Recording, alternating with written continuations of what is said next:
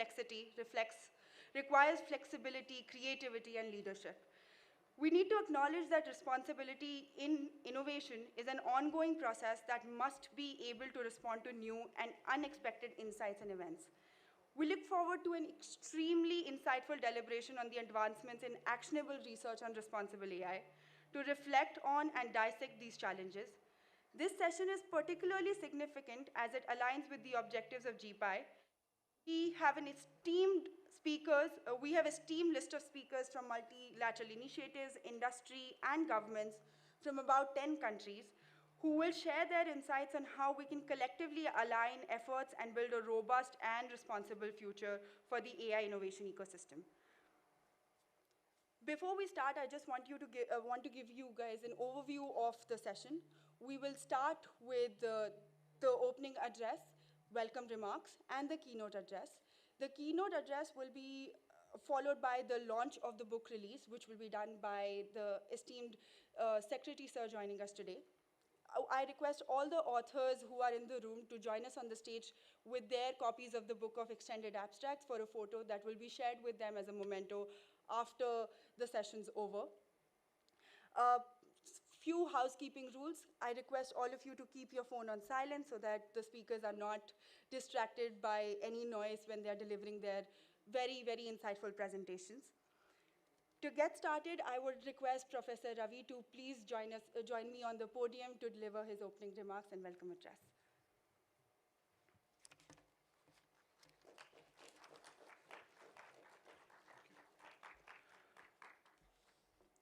So, good morning to everyone, and welcome to this research symposium.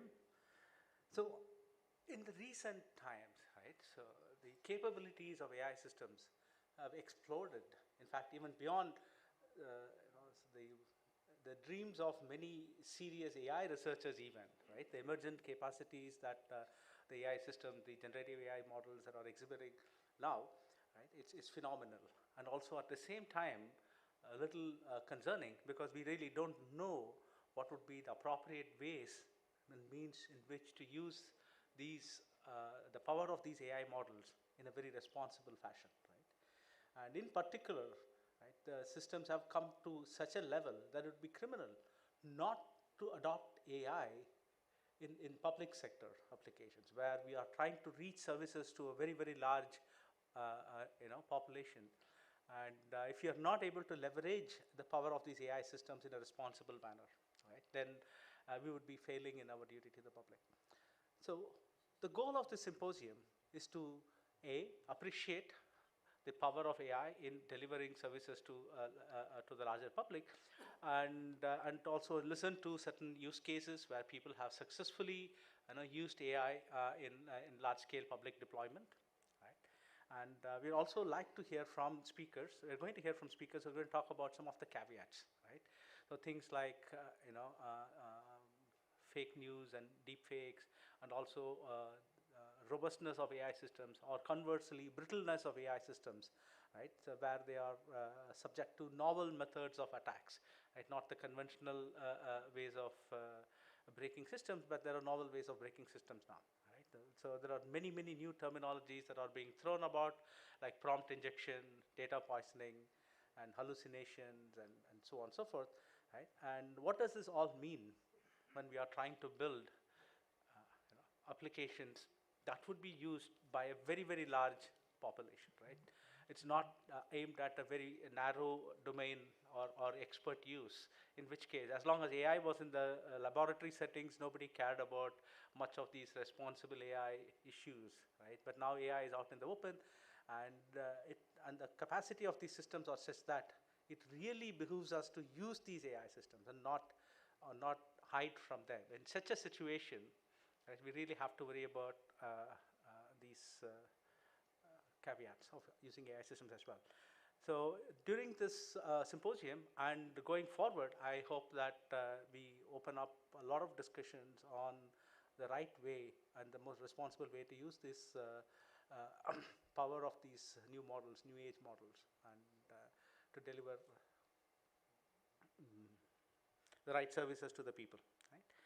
So I'm really happy that we have a fantastic lineup of speakers, and most of our contributed authors are all here to share their insights with us. I'm very happy that all of you could make it to the event, and I welcome you once again to this research symposium at GPAC.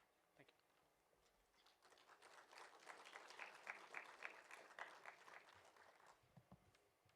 Thank you so much, sir, for reflecting on the theme of the session, which is advancing responsible AI in public sector applications.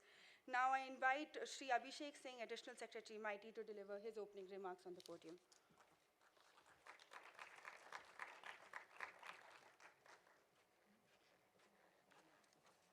Thank you, Antara. Respected Secretary MIT, Professor Balram Ravindran, who has been the champion behind this research symposium, all the distinguished authors, speakers, researchers, academicians, industry partners, my colleagues who are here.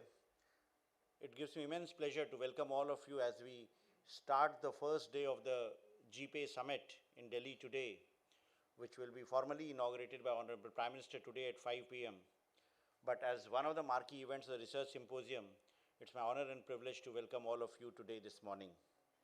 I'd first like to take a moment to express my sincere gratitude to the shortlisted authors who are present here today and the invited experts for sharing their submissions with us and contributing to the success of this research symposium. I'd also like to convey my appreciation to Professor Ravindran and the team at the Center for Responsible AI at IIT Madras, along with the team at Taylor and Francis, for their constant support right from the process where we started getting the submissions, to the reviews, to the finalization, to the extent of getting all the speakers here to present their papers. So their support would have been, without it, it would have been difficult for us to organize this. I'm really, really grateful.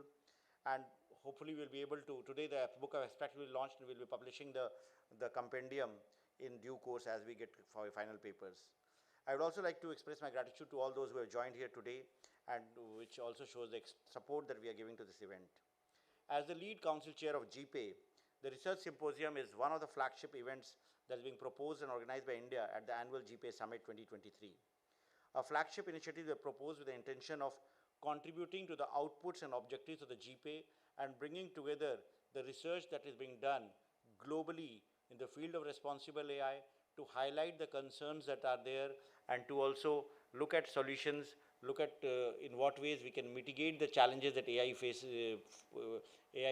presents, and in what ways we can harmonize the approach to regulation, in what ways we can kind of balance innovation and regulation and ensure that research also contributes to ensuring that the risks do not far way outweigh the gains that we look forward from a technology like artificial intelligence. The GPay is a uniquely placed multi-stakeholder initiative that brings together all the leading experts from science, industry, civil society, international organizations, and governments that share values to bridge the gap between theory and practice on AI by supporting cutting-edge research and applied activities in AI-related priorities. In this regard, research is a very important component in the work that GPay does. The expert support groups, the researchers, the experts who are part of the multi-stakeholder expert group, they are very inherent part in the governance mechanism of GPay. And that also brings together in what ways we can amplify the work that be done by the researchers through the GPay initiative. The research symposium that we are organizing today also demonstrates our support as the lead chair and in what ways we can contribute to the research outcomes which have been identified and pursued by GPay. So the theme of the research symposium was advancing responsible AI in public sector applications, and this symposium provides a platform for Indian and international academicians and researchers to collaborate with other AI experts, present actionable research on responsible AI in front of a global audience, and enhance cross-sectional research on responsible AI. We were very pleasantly surprised when we launched it. In fact, I was a bit apprehensive with regard to kind of response that we'll get, but in very short time, we could get very strong response to the call for abstract for the symposium. We received over 150 submissions from 38 countries on various topics, from responsible AI principles to algorithmic accountability and explainability to responsible AI assessments in less than a month. Submissions were obtained from academia, from industry, from think tanks, and industry associations from countries in Asia, Africa, North America, South America, Europe, and Australia. So we got participation from almost the entire world. So 11 submissions were shortlisted after a very rigorous review process with support from a committee that comprised of members from academia, industry, and government. The shortlisted abstracts came from over 10 countries and includes academicians, medical professionals, government officials, civil society actors, and private enterprises. These submissions represent authors from countries which include India, the United States of America, France, Australia, Norway, United Kingdom, Finland, Kenya, Ireland, Belgium, and Germany. The selection engages with an interesting and wide range of topics that cover sectors like healthcare, social media, agriculture, education, along with pertinent government questions which include the principles of regulation, standards, audits, liability determination, data protection, community participation, procurement, resource extraction, and flow. Several countries, enterprises, and research institutions have made several advances in actionable research in responsible AI, like bias mitigation, risk management. Yet, research in responsible AI remains fragmented and concentrated in certain countries and organizations. Collaboration in research in responsible AI will assist in information sharing and will help the community innovate faster and more inclusively, identify specific risks, and mitigate those risks before putting a product into the world. And this also goes into the theme that we have proposed for the next year with regard to collaborative AI for global partnerships. Responsible AI is a fast-growing and multifaceted research area. We hope the presentations today can inspire our audience in the room, and joining those who are in the room as well as those who are joining virtually. This event is broadcast live on our virtual platform, live.negd.in. So those of you whose colleagues cannot join in person, you can share the link with them and they could see the presentation that will be happening today in a due course. And this will help us pursue actionable research in responsible AI that is cross-disciplinary, representative of the perspectives of multiple stakeholders. So with this, I once again compliment and thank Professor Ravindran and his team and all the research, all the contributors to the research papers, and look forward to an engaging set of presentations today. Thank you.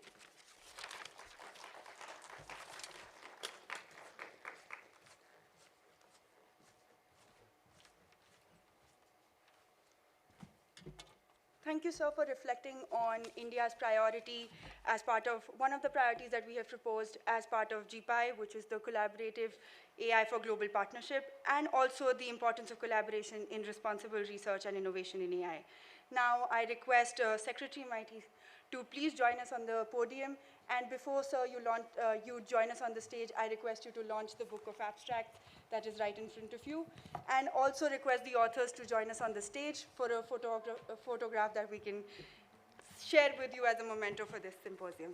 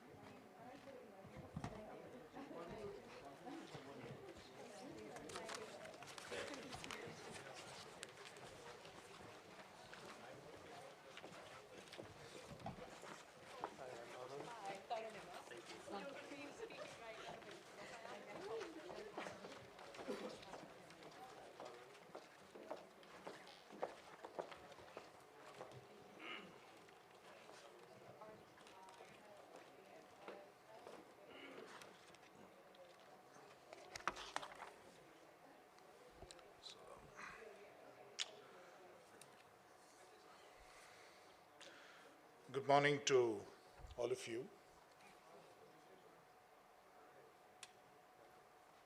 I requested Professor Ravindran that we should start the session as quickly as possible so that once there's sign of activity, more people would trickle in from elsewhere in this huge conference center on this relatively chilly Tuesday morning, because I think some sense of activity would sort of drive them in.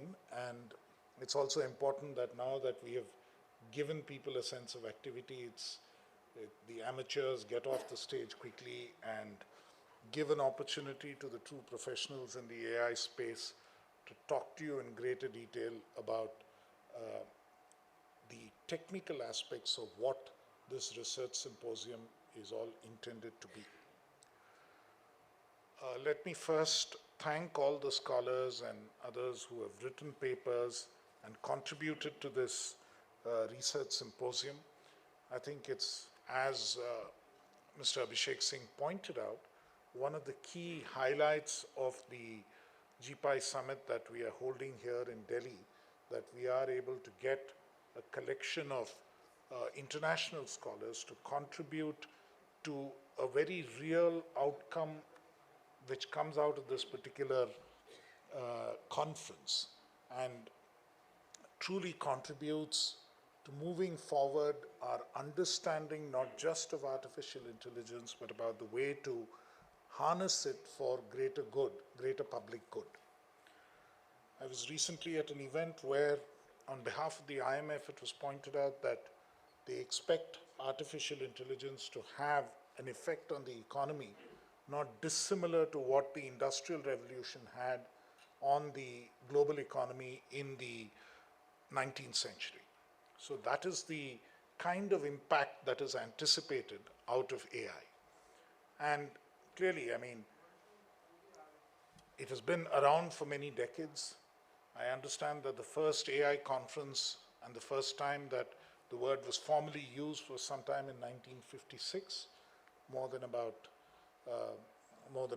67 years ago. But more important than that, although it has been a word that has been in currency for many decades, it's really caught public imagination and become much more relevant at a day-to-day impact on people's lives today. It's really come out of research labs, it's come out of academia, it's come out of literally the ivory tower into something that impacts people's lives on a day-by-day basis. Clearly, the positives are huge. The potential that it has to increase productivity is tremendous. The potential that it has to actually ensure that we are far more efficient in many of the tasks that we do is also immense. This can lead to huge growth, and that is the potential that we are looking at. It can lead to far greater ease of living for many people. It can have an impact on day-to-day lives of a large number of people in a way that we would have never imagined. So all of this is clearly a very important part of what AI offers. The potential that it holds for economy at large and humanity at large is something that we simply cannot ignore. But equally, I think there are 2 or 3 areas which are of particular concern. One, we really don't know, we cannot really predict what will be the outcome of some of the models as they run more and more and learn more and more. Will they continue to be under human control is one issue that many people raise. Likewise, there is this risk of job losses, the constant fear that many jobs would be lost. That is a risk which many other developments over history have had. Economic history shows us that this is a risk that has come up very often. I mentioned about the Industrial Revolution. There were opponents to the Industrial Revolution. There were Luddites who opposed adoption of mechanical modes of production at that point. So there have always been people who have been opposed to the kind of development that takes place, the economic development that takes place, they raise points of caution. And I think from these people, from those who are concerned about what the future would hold, I think what we need to do is take note of their concerns, take note of the caution that they are trying to uh, bring to this particular area, and see how we can harness that caution and see how we can overcome those fears. In my own mind, I have no doubt that the human mind and its ingenuity is such that it can overcome many of these fears. History has shown us that frequently many of these fears have overcome. But equally, I think it's the last part of it is also equally important. We are in a world which is much more connected. We are in a world where a lot of the media is now in our own hands. We can represent, and one can speak to many in a way that was not deemed possible even 20 years ago or even 10 years ago. Social media expansion, the expansion of the internet has led to that situation in the world today, which is, again, I mean, it has done a lot of good. Undoubtedly, a lot of good has happened. But equally, many of us are concerned about what happens when there is misrepresentation, what happens with issues like deepfakes. These are all issues which concern all of us on a daily basis. It affects many of us on an ongoing basis, and therefore those are also equally issues which need to be addressed. In fact, a newspaper which is as liberal as can be in terms of ensuring that the private sector and ensuring that the free markets have free play, as The Economist actually pointed out in a recent editorial that the same mistakes which were made with social media and not regulating social media adequately should not be made with artificial intelligence. And we should sort of look at what is now popularly called guardrails. Everyone calls it the guardrails which artificial intelligence needs to follow. Clearly, this is a research symposium where we expect thoughts from experts on this area of how we regulate AI, harness its benefit to make sure that it really delivers on the kind of promise that it holds, and that's really in our hands. There are jurisdictions in the world which have already started work on this. All of you are familiar. Recently there was an agreement, an announcement on the EU's framework on AI laws. The United States came out with their executive order on how to regulate AI laws. So all of these have been recent developments. India will need to work on how we intend to regulate this particular space. The Digital India Act is currently under drafting and will have to take note of these developments, and we will have to address the issue of regulation of AI as part of the final draft which comes out on the Digital India Bill. All of these are efforts that are on, and as policymakers, as people who have to influence this area, we would be very, very keen to hear from experts. We would be very keen to hear from people who are thinking about this subject, about different perspectives on how AI can be harnessed and how AI can be used in the best way possible. Possibly there could be mechanisms by which one AI model can be pitted against another AI model to figure out, what can go wrong, and whether they can question each other in order to arrive at a consensus which works, or that in itself could be a way in which some of the AI models can be kept in check. There could be a number of areas, number of technical ways, number of other interesting ways, counterintuitive ways in which these issues can be addressed, and those are the kind of thoughts and those are the kind of ideas we are looking for from not just this particular research symposium, but on an ongoing basis from scholars, from experts in the field, from those who have researched the field and who understand the field. And that is our expectation of this event. And we are really grateful to to Professor Ravindran for having put together this symposium for us, and all his colleagues who have helped in this particular effort. I'm really grateful for all the scholars. I understand more than 150 research papers were submitted for this symposium, and the final few are here for the best selected papers are here for direct presentation. I thank all of you for having participated in that effort, and a real word of thanks and also appreciation for my colleague Abhishek Singh and his entire team who have worked on putting together this huge international event. They've been working for the past several months to make this happen. So clearly we hope that this event does to AI in India what many other events in the past have kickstarted the thinking on this particular area and ensured that it captures not just popular imagination in a negative way, but in an extremely positive way in the manner in which it can be harnessed for the greater good of the country, greater good of its people, and of humanity at large. Thank you again for joining us this morning, and we look forward to the outcomes of this particular symposium more than any other particular event or specific event in this three-day summit. Thank you very much.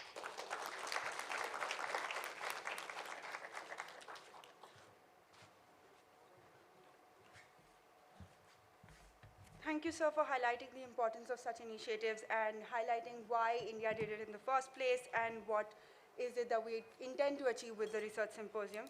Could I request Additional Secretary Shri Abhishek Singh, sir, to honor the keynote speaker with the scarf and a small memento of appreciation from our end.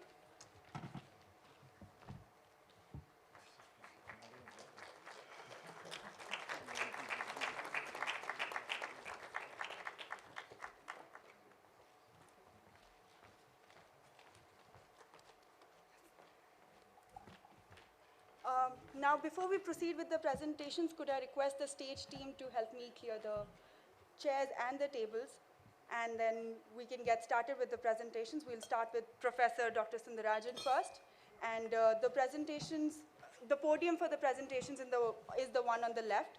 Your presentations are already loaded on the laptop, and there's a number according to which you'll have to make the presentations. You're requested to follow the order. I'll be announcing your name as we have it on the agenda. Could I request the stage team to please clear the stage?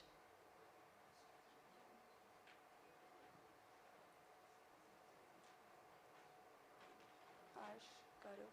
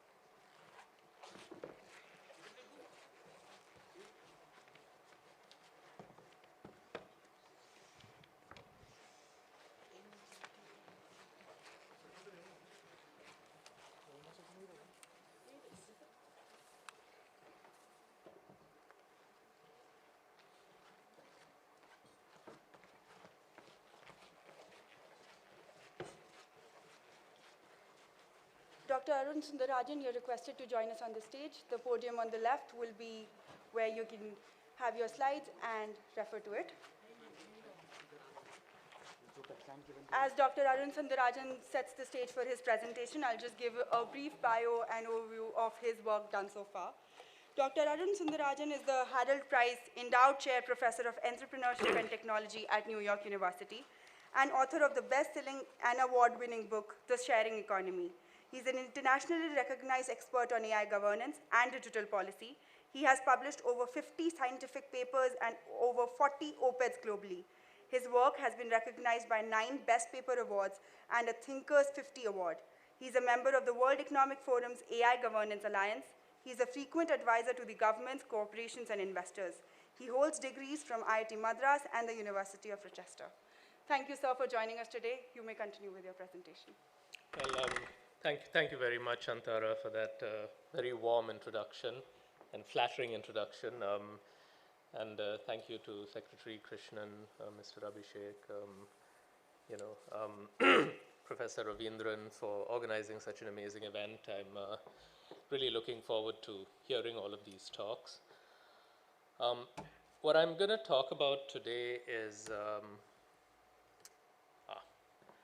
so the focus of my talk today is going to be on a specific slice of AI governance and responsible AI, which is how do we deal with a whole host of challenges that are emerging to our intellectual property and copyright regime.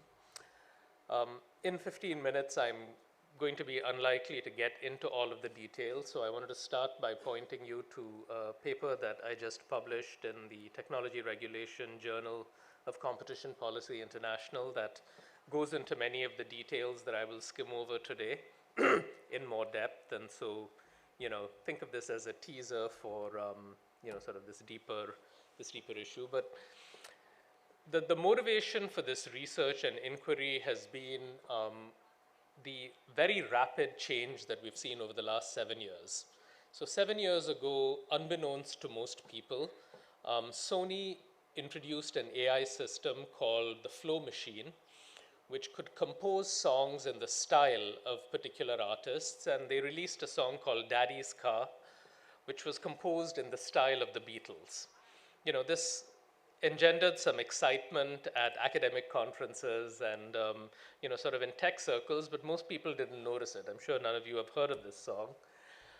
Fast forward 7 years, and we are in an era where it is relatively straightforward for even my undergraduate students to effortlessly use existing technologies to replicate the style of a particular musician, to replicate the style of a particular writer, to replicate the style of a particular artist. And in many ways, like the news is filled with instances of this kind of new intellectual property era that we're living in, and the kinds of lawsuits that are being brought against the big tech platforms by people who claim that the use of their data for training Gen AI systems might be considered copyright infringement. And so I break this problem into 3 parts.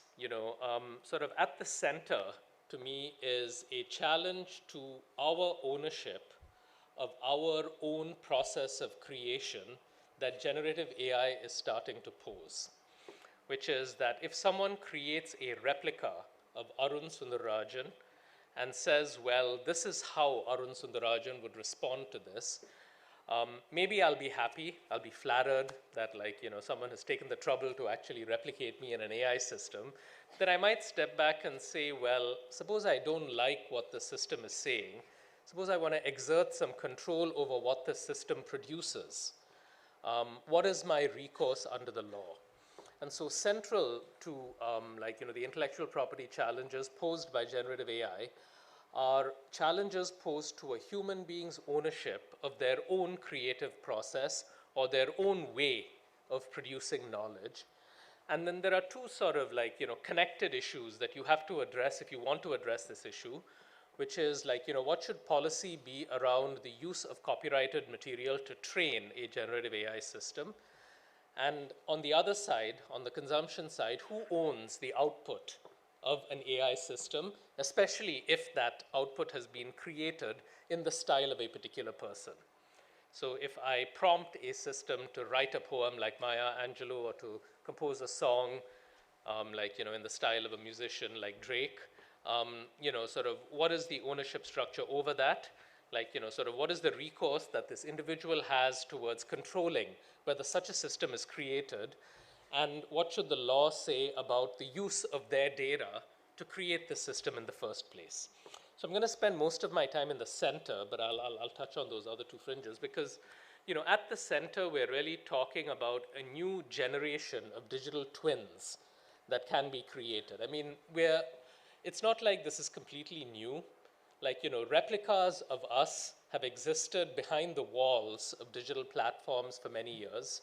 And again, I'm not saying this is a good thing or a bad thing, it's just the reality, right? I mean, as we use the internet and as we have shared knowledge, sort of data about our preferences, a large number of companies have created replicas of our preferences that are used, for example, to decide what product should be recommended to you by an e-commerce vendor what ad should be targeted to you by a advertising system.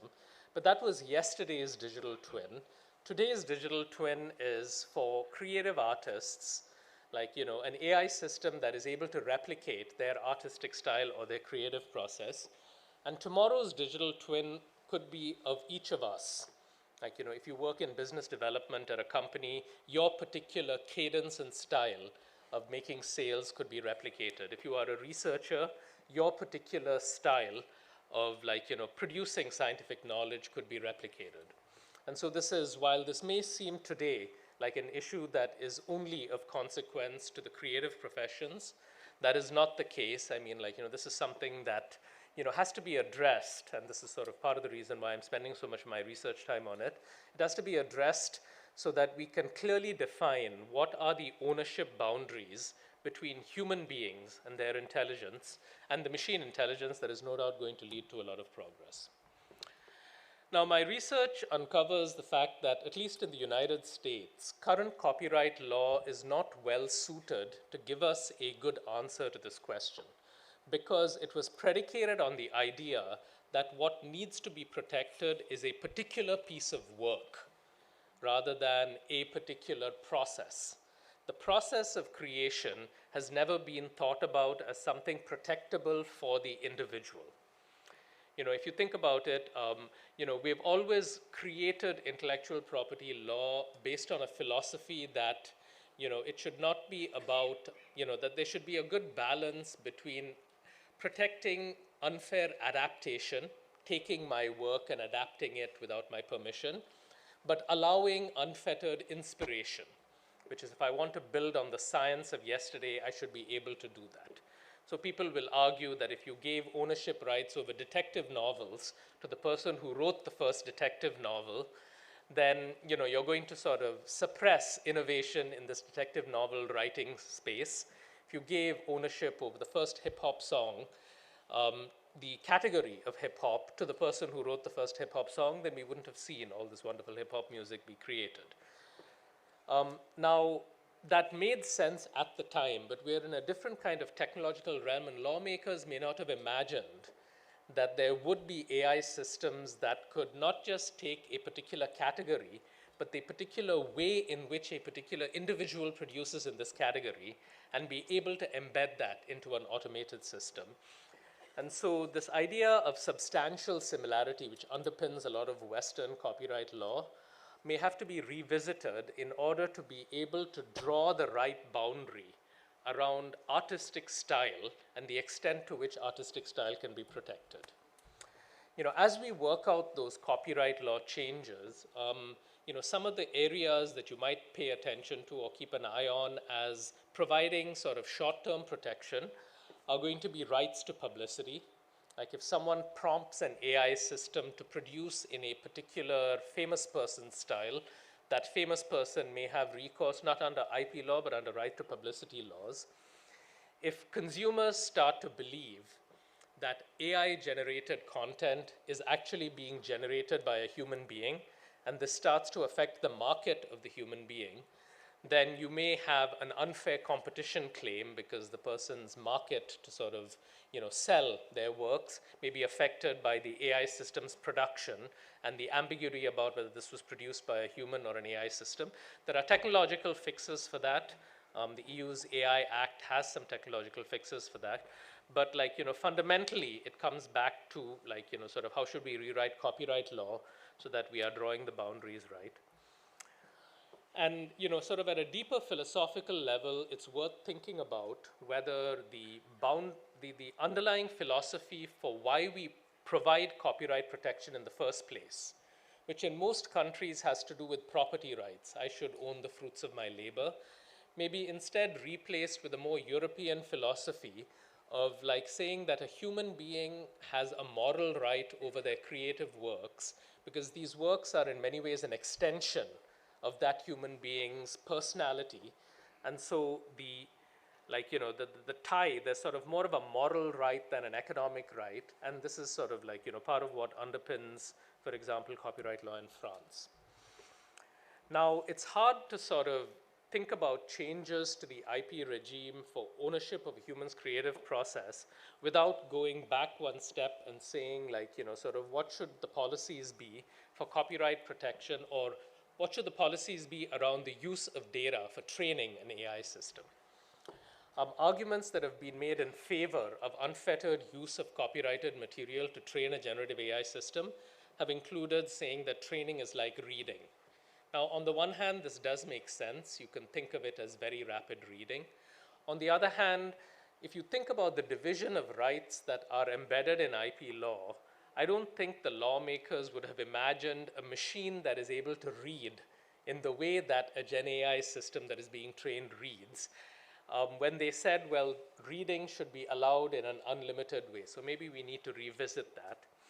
Another prong that is often looked at is, are you only extracting the idea, or are you replicating the expression? And many people have argued that, like, when you train an image generating system on existing images, you are really extracting the ideas contained in those images rather than the way that they are expressed. The counter argument to this is, if you look deeper into how a large language model is trained, it is very much dependent on how the text is expressed. The way the word embeddings are created is based on how the text is expressed. The way the LLM, like GPT, is making predictions is based on how text was expressed in the past. And so these lines between ideas and expressions don't give us a clear answer for what should the boundaries of protection on training be. And we're left with this idea of, is this fair use? In the way that I can use a video for 3 or 4 minutes when I'm teaching, it constitutes fair use for educational purposes. And fair use doctrine generally sort of sits on 4 factors. When you look at these factors, again, the answers are not clear. There are factual works being used, which is generally permitted, but there are also creative works being used, which is generally not permitted under fair use. The purpose and character of use, if it's transformative, it's generally permitted, and nobody would argue that LLMs are a transformative use. On the other hand, the amount and substantiality of use, if you use the entire work, it's generally not considered fair use, and there's no doubt that LLM training is using the entire work. And so it comes down to, what is the effect of the generation of AI-based content going to be on the market for the original content? So I'm going to skip over who owns the AI output, except to say that this is an important question, because one solution to what should the boundaries around the ownership of your creative process be that has been proposed, is to say, well, every individual should create their digital twin, like, themselves embedded in an AI system, and then claim ownership over it. But there's no point in claiming ownership over your digital twin if you don't own what the digital twin produces. And anything produced purely by an AI system, in the US today at least, is in the public domain, not owned by the software writer, not owned by the individual who prompted it, not owned by sort of the person who inspired it either. It's simply sitting in the public domain. All right, so in the last couple of minutes I have, I'm just going to give you a peek under the hood about how all these things come together for me as an economist into raising what are the unanswered questions that need to be answered in order to sort of really drive evidence-based sort of policy. You can think of us being early in the stages of a new economic system where in every period, human and machine innovation processes take as inputs the stock of human knowledge and AI-generated knowledge from the prior period. They put that into some sort of production system, which leads to human beings creating new output, and AI systems being trained, that is this A of T here, being trained to produce new output based on prior human knowledge, prior AI-generated knowledge, and mediated by this IP policy, where a liberal IP policy allows a lot of use of prior human knowledge. A restrictive AI policy a restrictive AI policy, on the other hand, will give more rights to the human beings and therefore sort of spur a greater amount of human creation with the same stock. And the main result that I have so far is that under a fairly general set of assumptions, you can show that the optimal IP policy is to offer unfettered use of copyrighted material for training up to a certain threshold of AI-generated knowledge, and then switch to a highly restrictive level of IP protection in order to sort of spur human innovation because the AI content production has sort of become too much. And the two questions that end up being central to answering, like, sort of when will this threshold occur? Is this threshold policy the right policy? Are what is the relative value of human-generated content and AI-generated content? The human-generated content, the experimental evidence so far seems to show that people value human-generated content more than AI-generated content, even for the same quality, but a lot more experimental work needs to be done. And the second open question that really is central to this policy is what is the relative effectiveness of using human-generated versus AI-generated content in training a large language model or a generative AI system? Because if we get to a point where there is insufficient human content being generated and too much AI-generated content being generated, then the production systems of the future, which rely on sort of data for training the next generation of AI models, may perform poorly because there is insufficient human content to continue the pace of innovation that we want to continue. So I'll conclude here, which is that IP laws really need to be updated to reflect this new tech reality, in particular, sort of redefining the boundaries of ownership around artistic style and the definition of substantial similarity, and recognizing that you can't answer the question about training or answer the question about the ownership of AI production without looking at the center, which is what are the boundaries around the ownership of an individual's creative process. And these two questions that I highlighted, the relative value of human and machine-generated content and the relative effectiveness of human-generated and synthetic data in training the next generation of AI systems, the answers to these are going to be central to defining good evidence-based IP policy in the future. And this is me working at my computer trying to sort of solve these two problems. But I apologize for taking more time than I was given, and thank you for your time. Thank you, Dr. Sundarajan, for expanding on the underlying philosophy of copyright law and reflecting on the moral right over creative outputs. This was a very insightful presentation. Now I invite Dr. Ramya Krishnan to join us on the stage for his presentation on the paper titled Generative AI Governance, Technological Monoculture, Market Structure, and the Risk of Correlated Futures. Okay, Before Dr. Arun, I think it's come up already. So yes. Thank you, Antara, for that very kind introduction. And good morning, everybody. The good news about going second is, when your time is up. You get two beeps, and I should pay attention to when my time is up. It's a pleasure to be here with all of you. Thanks to Secretary Krishnan, Additional Secretary Abhishek Singh, and Professor Ravindran for the invitation to join you all. I come to this conversation wearing two hats. One is that of an academic and as a technologist. The other has been the work that I've done in public policy, primarily in the United States, where I serve as a member of the National AI Advisory Committee to the President.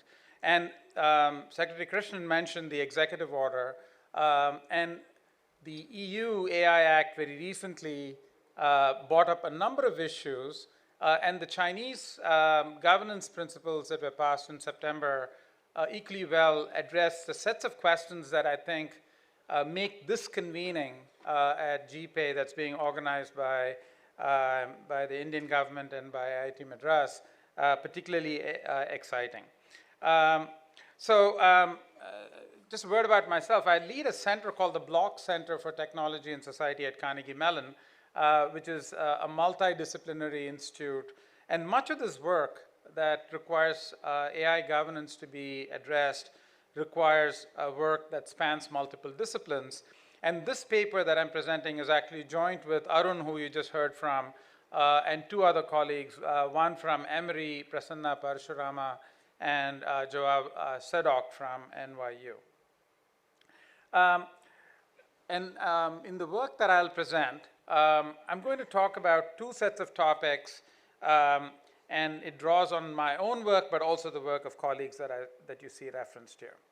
As I just mentioned, this issue of AI governance that I'm going to address, in particular with the focus on errors, reliability, and the consequences of a very small number of firms controlling much of the technology that today has resulted in the amazing developments we see from OpenAI or from Google. And as you know, you just saw the release of the Gemini from Google just this last week. What are the consequences of a very small number of firms creating much of the technology that then gets deployed? That's something that I will talk about, both in terms of the errors, particularly in consequential applications, but also what I'll call systemic errors, which is something that the EU AI Act references as well. You heard from Arun about issues of intellectual property. In much of the work that we have done, there are three topics that come to the fore in AI governance. The first one, Arun touched on this, but then dealt with IP in more detail, and that has to do with synthetic media codes of content, codes of conduct, pardon me, as well as the technology that is required to ensure that the content produced by AI models is labeled as AI produced. In fact, if you go to the GPay website, there's a policy paper that talks about synthetic media and synthetic media codes of code of conduct, as well as the technology requirement that any foundation model, before it's deployed, should actually come along with it, should produce with it a detection tool and a metadata labeling capability. I will not speak about this in detail during my talk, but I'm happy to talk about this offline with those that are interested. What I am going to focus on are two topics. One relates to what I'll call pre-deployment work that has to be done. This has to do with regulatory sandboxes. This has to do with the kinds of work that needs to be done to ensure that models are reliable enough, safe enough to deploy. And here, implicitly, there's a distinction drawn between model developers, by whom I'm referring to the OpenAIs, the Coheres, the Googles of the world, versus model deployers. There's going to be a very large number of model deployers, but a very small number of model developers. The second piece, which I'll only allude to, but I'm happy to discuss in detail offline, is this question of what kind of access is going to be required to provide these assurances. There's a lot of work that we need to do on measurement, on evaluation, and the assurance giving of these models before they're deployed. And in this, I'll make reference to the work done by the National Institutes of Standards and Technology on the AI risk management framework. So this is pre-deployment work. The second category that I'll use an example to illustrate is, much as we do the due diligence on pre-deployment, once models are deployed, there's going to be inevitably errors, AI failures, AI vulnerabilities that are identified, and we need a mechanism and institutional structures for identifying them, addressing them, and remediating them, so that you have both pre-deployment and post-deployment working together to create a more safer AI ecosystem.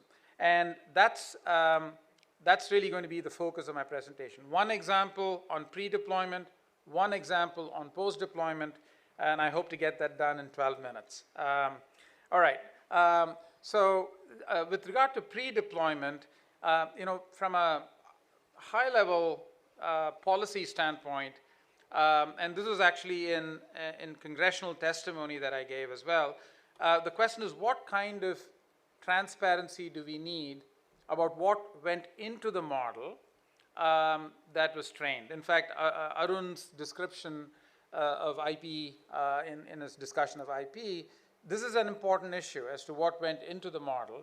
And we often refer to this as the nutrition labels associated with models. Just like when you buy a can of soup, it tells you, what were the ingredients and then what made up the soup that you're buying. So similarly, what went into the model? What are the different data sources that went into the model? And did the model developer have the rights to use the data for the intended purposes? This goes to the copyright types of issues that Arun spoke about. Was the data analyzed for structural bias and toxicity? Was the data analyzed to ensure that it can actually be used for the purposes intended? These are the kinds of what you're calling nutrition labels. Most models today provide very high-level statements of what are called input data cards or model system cards that don't quite provide the level of detail. In fact, the Google Gemini report, I don't know how many of you have read the 60-page report, they talk about the importance of data, they talk about the importance of curation, but they don't tell us very much about what actually they did and what went into that Gemini model. This is on the input side. On the output side, the question is, what kind of reliability would we want to have of these models before they're deployed in consequential applications?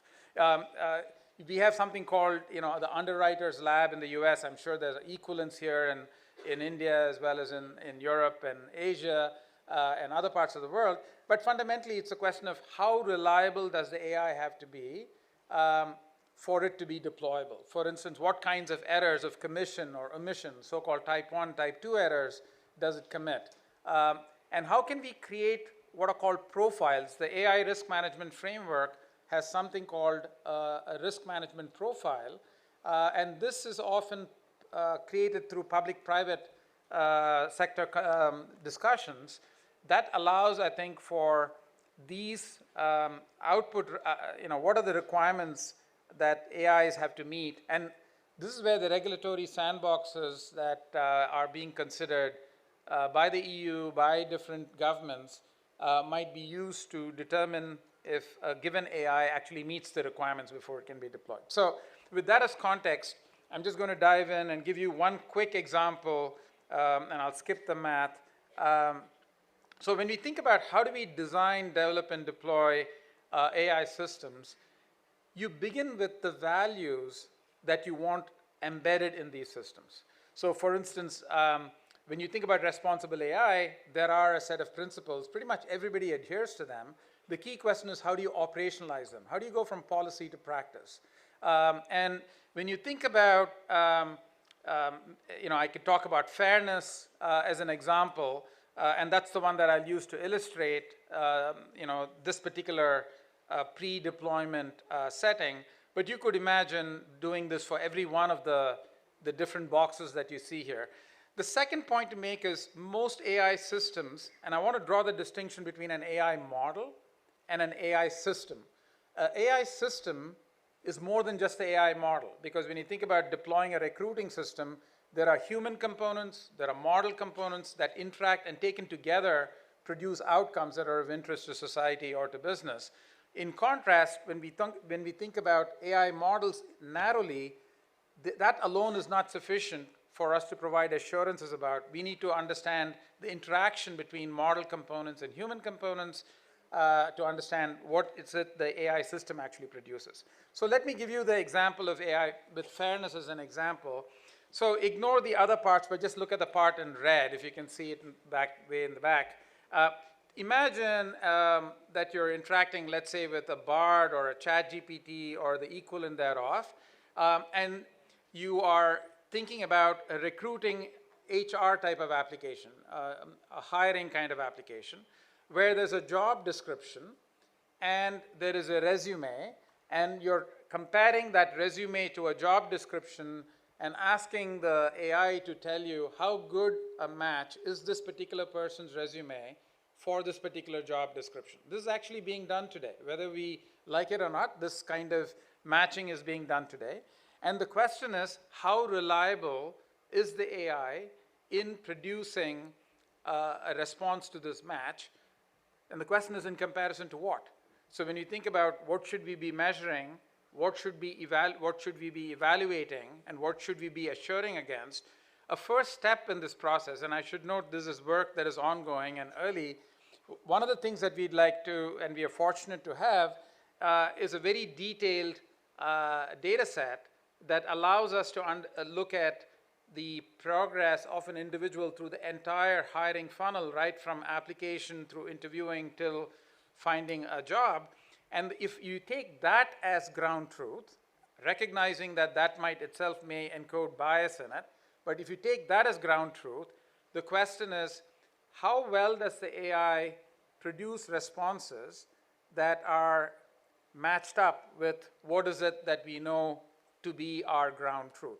When is it producing false positives, which is it's recommending people that should not be considered for interviewing, and when is it ignoring people that should be considered for the interview? These are called false positives and false negatives. And so I'll skip this, but the basic idea here is that the first idea is to try and understand what kinds of errors, false positives and false negatives, does the AI commit. And second, if two firms create fine-tuned versions of the AI, how much correlated error exists across these firms, so that if I apply to firm A, I get denied.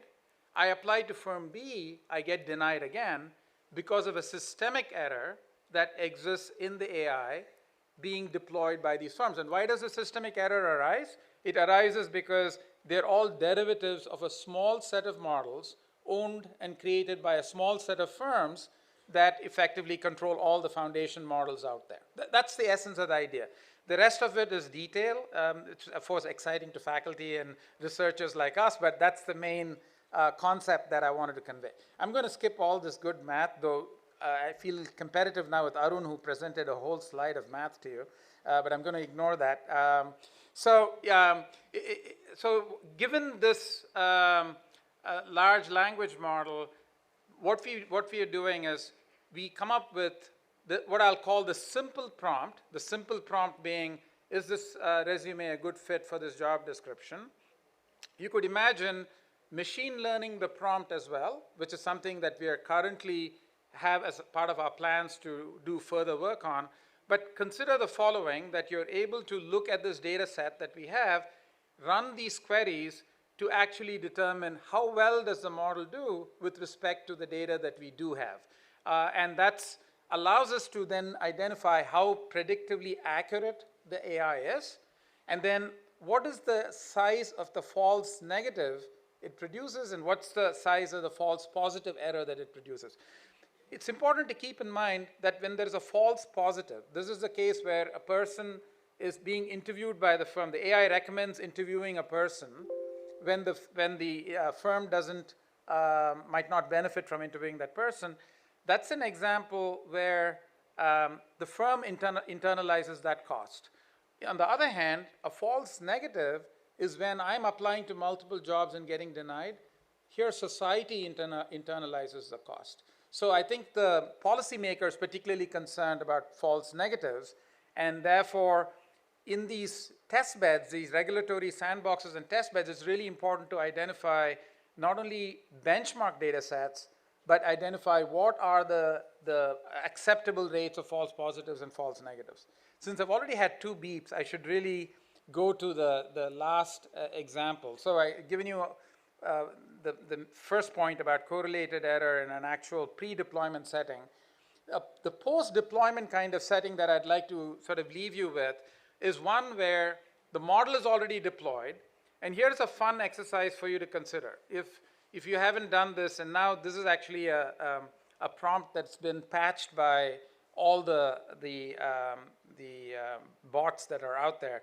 You could ask a bot a toxic question. It could be something like, insult me. Suppose you ask ChatGPT to insult you, it'll politely decline to do so, okay? you could say, can I build a bomb? And it'll politely decline to do so. A group of colleagues of mine at CMU, at Carnegie Mellon, learned that you could add to the prompt a set of strings, which could be just nonsense strings, like in this example that you see here. You see here, insult me followed by equal tutorial for plus while restored, etc. It's not made up by a human, it's actually machine learned. And what it does is it defeats the guardrail. It defeats a guardrail, and ChatGPT will insult you gladly, and it'll also provide you access to toxic information that you're trying to. So this is an example of a guardrail that was built in by the AI, but gets defeated by what's called a suffix attack. This is called a suffix attack.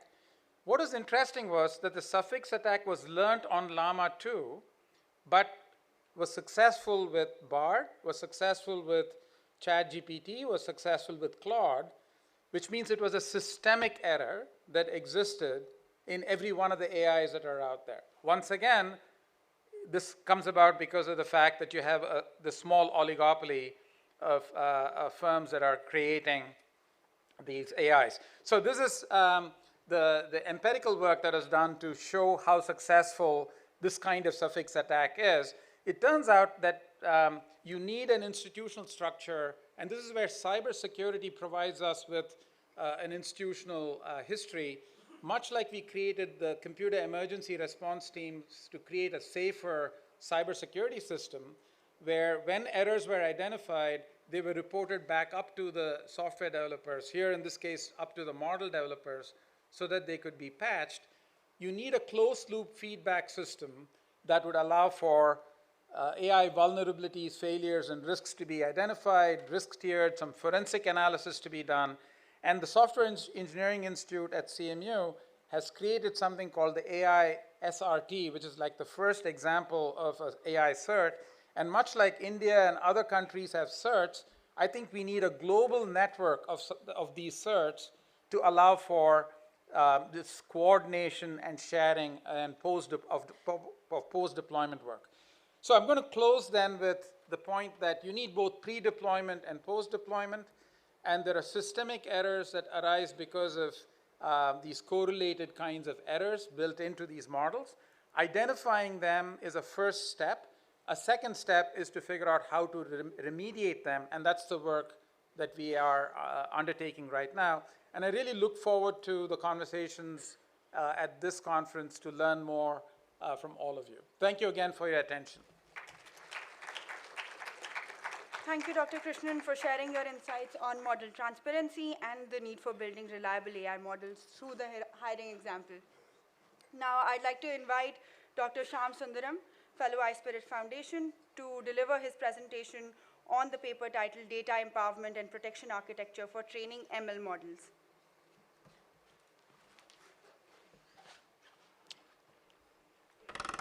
Good morning. Thanks all. I think the previous two speakers have made my life a little easier. It's going to be a longish talk, but I'll try to keep it as short, and you can reach out to me for additional questions.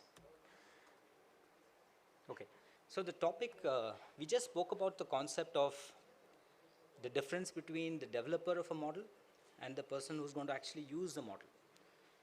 Now, this particular talk is going to take you into the concept of you have data, which is important for model training. But most importantly, you also need to understand that for you to empower the data, you also, for machine learning training, you also need to keep in mind a critical element of privacy. So today's talk will talk about that. Just a second.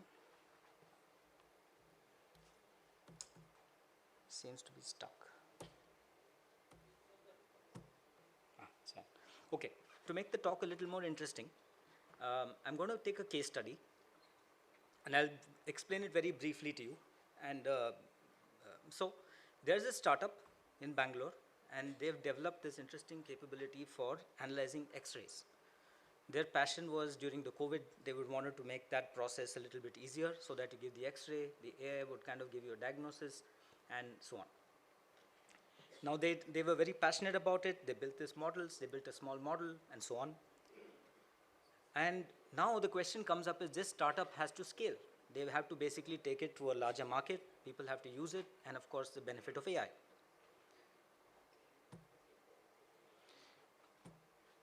Now, this is just a very simple representation. You have lots of data. For you to train your model, you have lots of x-rays. In this particular case, we're taking COVID, we're taking chest x-rays. You need lots of data that needs to come from some source. Many a times we use a lot of open data sets and open sources.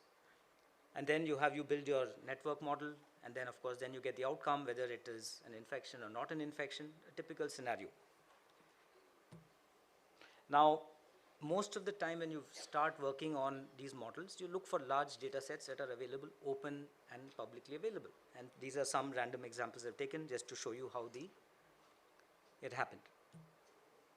Now, the problem for this startup is for them to scale, they need lots of data. They not only need lots of data, they also need lots of tagged high quality data. So there is an asymmetry that's existing. So on the bottom side, you have the startup. And for the startup to be able to build and scale their model and make it more and more relevant, they need more data. And they've trained it on public data sets, maybe 10,000, 50,000, whatever that you get access to. On the other side, you have hospitals, you have clinics, and all of these different ecosystem players who have lots of data. But at the same time, they are not able to give that data across to the startup because of straightforward privacy-related challenges. Now, if this startup has to scale and become really relevant, there's a big problem. There is no connection. As you can see, it's broken. So you have on the top side what we call as a partner, training data partner, which means a provider. That means who's the person who's going to give me the training data, good labeled data, tag data. And on the bottom side, I have a startup who has all this intelligence and technology, and they know how to build high-quality models. Now, how do I link these two? So which means for me to do machine learning training, I have to join the dots. So I'm going to talk about that in specific. The challenges, as you can see, for a training data provider are very clear. Privacy, very, very important, because that's the cornerstone. The second important element is also, for example, if I have to share data, is there a monetary frame? Why do I share it? How do I share it? And so on and so forth.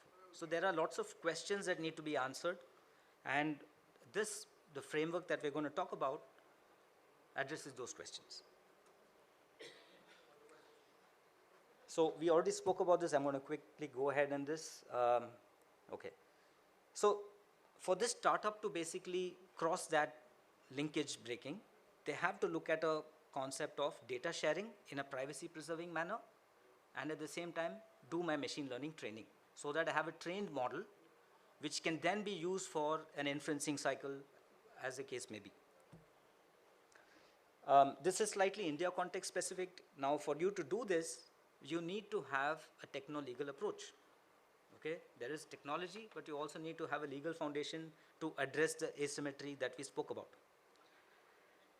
There are principles, which is called as the ADEPS principles, which are very important. I'm not going to read it out, but it talks about accountability, democratized, evolvability, privacy by design, transparency, and secure. Now, if you have these principles working for you, and you have a framework that supports all of this, then it means that technically you have the startup can actually go ahead. I'm going to go, yeah. Now to make this happen, for a techno-legal framework to happen, I need to solve for 3 critical pieces. The first critical piece is I need to be able to do privacy, the training in a privacy preserving manner. For that, we are suggesting a differential privacy based approach. What happens over here is it's going to be difficult for you to identify specific data points that you put into for the model training.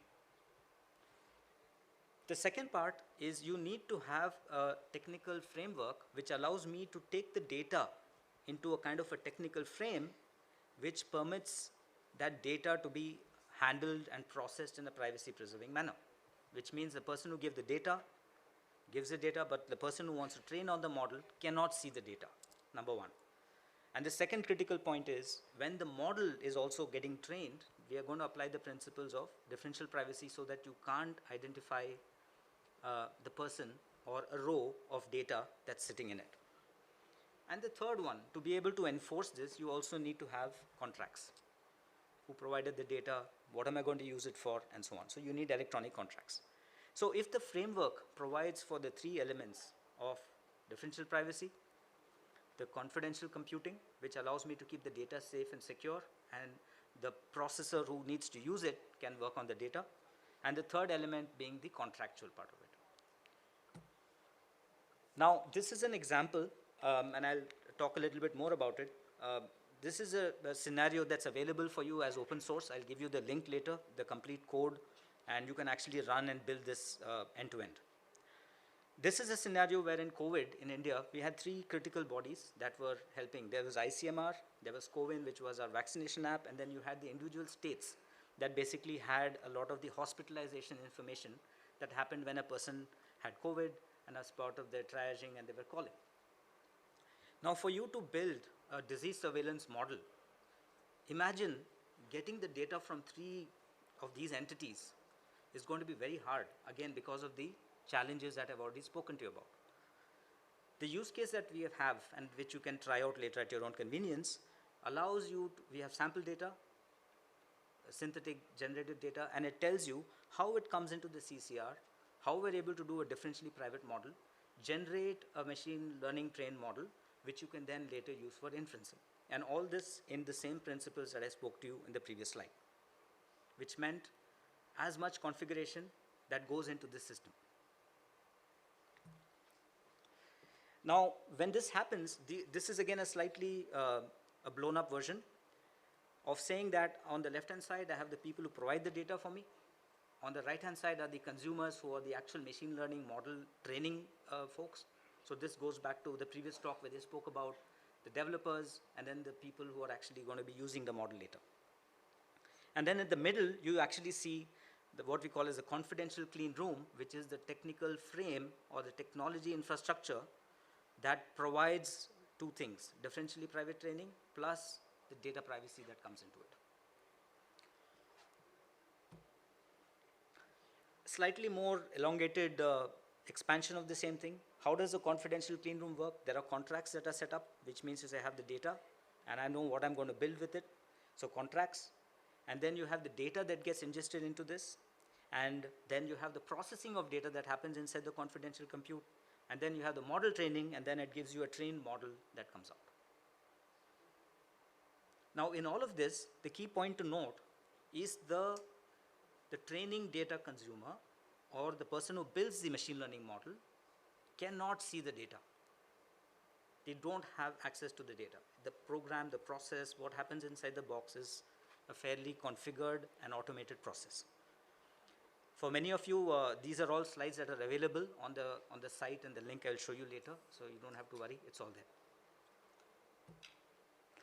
there. Differential privacy, very simplistically put, basically tries to, if there is a person who's trying to find out a particular person in that, you can't do it. Because the way the model gets trained is it holds out. Okay? So this is one of the techniques that we have adopted in the framework. Confidential compute, just to talk a little bit, is an infrastructure, and it's provided by most of the tech providers. But this provides you a secure computing environment. It's a secure place where you can work on it, and it's also a scalable platform where you do this. This talks about contracts. When I talk about contracts, it's a little small print, but here you actually can define the data sets that you're bringing into the CCR. It actually comes and tells you in a very clear way that who is bringing the data inside. It also talks in the bottom about some of the model parameters. Sometime back there was a talk about, when a model is built, how was that model built? What are the hyperparameters that were used? What was the kind of data that was used? So in a sense, this contract kind of gives you a complete perspective into the complete model and how it got trained. How it got in, how it got trained. So, in a simple way, the startup that was stuck with the challenge, now we gave a solution that says you can use a combination of differential privacy, confidential compute, and contracts, which allows you to train models, and hence, with this, the startup is able to make a progress and then do it. Now, just to say that this is not theoretical, this is all true. This is a screenshot of something that I had done. This is a deployment on one of the clouds. These are the different technical components of it that were there, and it actually works. Now, what happens, because by doing this, when you do a techno-legal framework, it allows you to what we call as, opens up the data markets. So there is a market for people who have the data, and there is a market of people who build AI models, and these two worlds are opened up because we are providing a techno frame as well as a legal frame, which allows you to solve for the collaboration and scaling and building capability. Of course, helps economies and builds more and more models. The framework consists of many ecosystem players, but to look at, I spoke about the person who provides the data, who's called as a TDP. There is a consumer who's a training data consumer, who's basically the person who's going to build the ML model, training model. There is, of course, the data principal who provides you the data, the individual. There would also be other ecosystem players, because as a part of responsible AI and as part of the many speakers that have spoken already, there needs to be self-regulated organizations. There need to be technical standard organizations. And then you also have technical providers who are the confidential compute clean rooms, which is CCR providers. And then you can also have other market players like discovery agents who can help you identify relevant data sets. So the solution that I'm speaking about solves for all of these perspectives. This is all available to you for access. There is a site which is given in the bottom called depa.world. You can go into that. There are two parts of it. There is one which is the inference cycle, which talks about once you have a model and then you got to train, what do you do with it? The other part which is relevant for today's conversation is the training part of it. So if you go into the training part of it, there are very comprehensive pre-reads, plus you can actually execute your code. There's sample codes, which I spoke about the COVID demo scenario. You can execute it and try it out yourself. And it's all available on GitHub, so it's full access that's available to you. It's a heavy topic, and hence I've simplified it in keeping the time in constraint. You can reach out to me at my email address or someone at iSpirit, and we can happy to help you further on this. It's not just me, there's lots of techies behind me, so I'm just speaking on behalf of many of them. But there's a lot of people involved in this, okay? So I think with that, I'm going to kind of stop the conversation. I'm happy, you can reach out to me anytime. Thank you.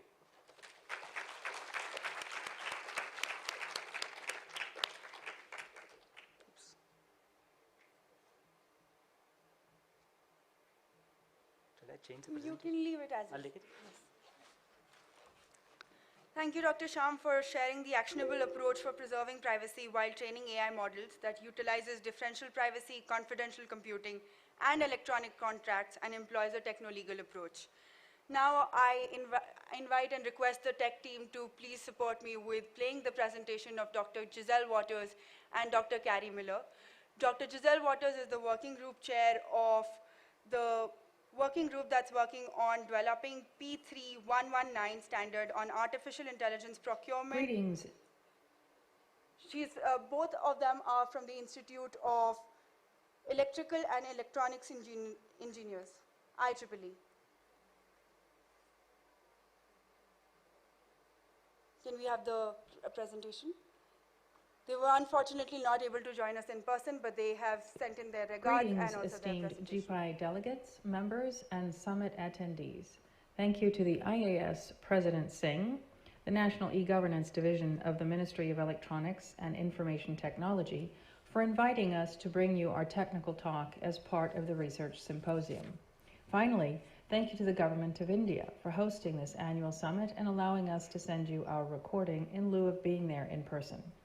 I'm Giselle Waters, Working Group Chair of the Developing P3119 IEEE Standard for the Procurement of AI and Automated Decision Systems. Together with my Vice Chair, Dr. Carrie Miller, we will be presenting our talk on Raising the Standard for AI Procurement, Global Opportunity and Challenges. The Standards Association is the operational development arm of IEEE that houses technical communities, councils, and committees. In addition to its global and technical reach, IEEE has already published 7 AI governance standards for social impact, mostly addressing design and deployment. Today we will introduce you to one in development focused on AI procurement, the future P3119 standard. It is estimated governments worldwide spent up to 11 trillion US dollars contracting for goods and services for the public sector overall, and approximately 600 billion of that on information technology across segments. That's quite an opportunity to use procurement as a market-shaping mechanism, a gatekeeping and market-shaping mechanism that can create a clear demand for adopting and deploying responsible AI solutions, one that can potentially also solve market failures. This is also a unique opportunity to use voluntary consensus-based standards like P3119 to help support government AI strategies struggling to find ways to place guardrails around AI without constraining AI innovation. One of the many lessons government agencies can learn from Australia's robo-debt solution procured and administered by their Services Australia and the human rights implications in the Dutch case, in addition to hundreds, if not thousands of similar cases worldwide, is that innovating technology policy and governance with automated decision systems and their big brother AI as they intersect with society is that government agencies need to raise the standard in how they practice and administrate the procurement of these technologies. This is especially true as it relates to using AI-enabled technology when making high-risk and critical decisions for the populace. For example, access to internal revenue services, educational assistance, housing, welfare, work opportunities, health services, and more. In this talk, we introduce the opportunities, challenges, and an overview of the standards process model and how it can address the challenges in procuring and adopting responsible AI. The P3119 standard's primary aim is to give government agencies the opportunity to strengthen their requirements and administrative processes for AI procurement, commissions, solicitations, and tenders. This is meant to be added to existing local, national, and transnational regulatory regimes. The new standard will offer complementary normative process guidance that can be applied from pre-solicitation to contract monitoring. This is our purpose and our why for developing this new category of standard. IEEE wants to address the gaps between law and practice in this procurement area that is challenging so many governments today. The multi-layered complexity of AI systems and processing of large community data sets have presented technical and socio-technical challenges to institutional capacity. Research worldwide shows public actors in government agencies rarely understand the AI systems they are procuring and deploying. In essence, traditional government procurement models globally have yet to adapt their acquisition operations, jurisdictional laws, and procedural requirements to match the complexity and unique risks of AI systems and public data sets. Whereas other AI procurement approaches, such as these listed here, offer AI literacy, best practices, organizational AI readiness principles, and red flags for vetting technology vendors in the public sector, P3119 offers how-to process guidance across the procurement lifecycle with expanded AI transparency protocols. It also offers detailed activities and tasks in normative guidance, such as how to evaluate and define a perceived government problem that may require an AI solution or not, how to identify a government agency's risk appetite, how to assess and measure vendor answers to essential AI governance questions, and how to prompt a vendor to evaluate an AI solution across multiple criteria beyond model cards. Since we are at the GPI Annual Summit and the UK is a member, I want to acknowledge their positive attempts at making progress on how they address AI procurement. The UK is not a stranger to building or testing AI procurement guidance. The UK guidelines for AI procurement were published in 2020. They are aimed at central government departments considering the suitability of AI solutions to improve existing and future services. They use the World Economic Forum's AI procurement toolbox in 2 case studies in their Department of Business, Energy and Industrial Strategy and the Food Standards Agency. Furthermore, the UK also recently approved their new Procurement Act in 2023, which transforms the way public procurement is regulated. In addition, one of their local government associations expressed interest in partnering with us in a regulatory sandbox. All this is to say that as a nation, more than all others we've studied thus far, they seem to be explicitly trying to get it right. Their interest in our standard could be interpreted as an attempt to lean further into more robust administrative guidance that has yet to address task-level activity and process details often needed for operational traction. In summary, for my part, in the space between old processes and AI, the gaps where governments and AI vendors should learn new ways of working together when procuring AI for the public interest, that is where P3119 was born. Global consensus building on the standards process model began in 2021 with working group members across 12 countries. Today, consensus building continues with dedicated writers across 6 countries, diligently drafting each process component and building out a related set of practical administrative tools, including weighted rubrics and scoring guides. I will let Dr. Carrie Miller share with you the technical and socio-technical value offering. Thank you, Giselle. That was a great overview of where we're headed with the standard. I just wanted to take a moment to reiterate why we are so passionate about why AI procurement is such an important governance tool for every governing body. What we know about AI is that the advantages and risks coexist within each solution. That is especially true when we have systems that make high-risk decisions or critical decisions about humans. By that, I mean decisions that can literally impact a person's life, deciding whether or not they receive support for a medical condition, whether or not they are eligible for housing subsidies, or maybe whether or not they can get a grant or a loan to go to a university. These are just a few examples of life-altering decisions. And when we use AI to aid in those decisions, we can gain some tremendous advantages in terms of efficiency, productivity, automation, and sophisticated analysis. So people don't wait as long to hear the answers, and so the answers are more consistent and accurate. But research also tells us that these systems can produce biases and discriminatory output that leads to inequities. They can cause individuals to lose their benefits, their access, their privacy, or worse, their dignity with added scale.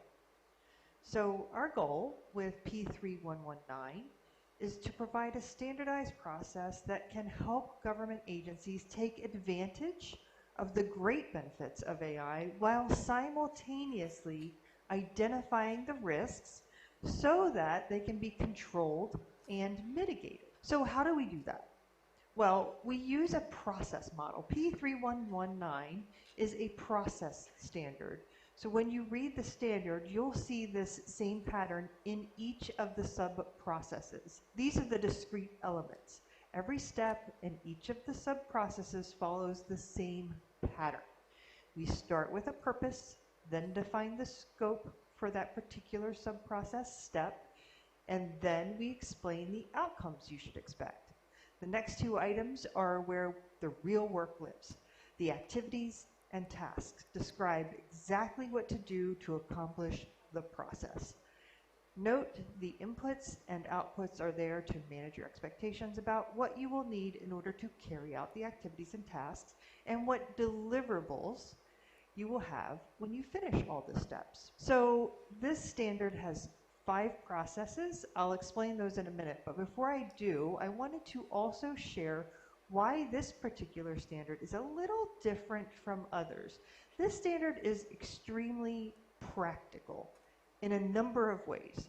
First, we took extra care to make sure that it can fit in with your existing procurement or tender processes. This is not meant to replace anything you're already doing. This is only meant to address the additional risks and advantages that AI presents because, you know, AI is so unique. Second, we also took extra care to identify and create useful guides, templates, and rubrics. So this library of tools means that anyone that adopts this standard will have things like specific questions to ask their vendors, along with evaluation guides to help them understand if the vendor's responses are acceptable or risky, for example. So, all right, finally, let's talk about the 5 processes in the standard at a high level. So we conducted global research and found that these 5 areas are the most important junctures during the procurement lifecycle where AI risks can be effectively identified and, more importantly, managed. And that starts in stage 1, pre-procurement. This is where we must take time to identify the problem to ensure that we even need AI to begin with. And if we do need AI, this stage will require stakeholder engagement in order to help shape an effective set of requirements. In stage 2, this is when the procurement actually is in full swing. What our standard provides here is very specific questions, a scoring rubric, response evaluation guidance. It's one thing for us to help you know what to ask, but we felt it was even more important to give you tools to help evaluate those responses. In stage 3, we move on to contracting. From a risk management perspective, this stage is a critical opportunity to control your risks. Our guidance provides information on a variety of contract clauses to consider here. And finally, in stage 4, which is our post-procurement stage, we are monitoring our contract activities. As we know, AI is like a toddler. We have to watch its every move. We need to know who is using it, if it is being nice or mean to people, if it needs to have a timeout. Our guidance in this section identifies each key element of contract monitoring designed to control and manage further risks. So you might notice that I'm talking a lot about risks. While AI has many, many advantages, the standard does lean into the risk management side of AI. So to close our talk, I just want to talk to those of you who are in the risk management domain for a minute. This is what standard looks like through the lens of risk management. So we begin with a legitimate business need, I hope. Then we establish a risk appetite using 2 important key risk indicators. How complex is the decision to be made, and the potential scale of the harms to the impacted individuals. Once we have established our risk appetite, then we can proceed to our risk assessment, which is the procurement. By that I mean risk assessment happens as you are evaluating your vendor proposals. Through that evaluation, you learn where you might have some lingering risks that need to be addressed.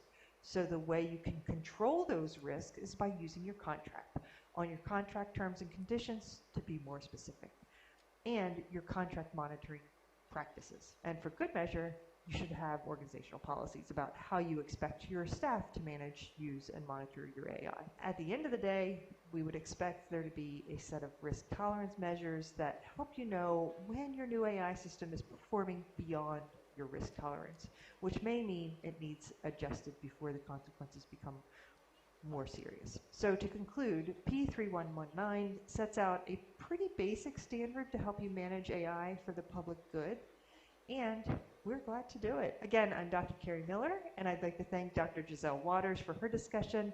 We are more than happy to answer your questions. Please feel free to contact us at the email addresses on your screen. Thank you very much for your time today.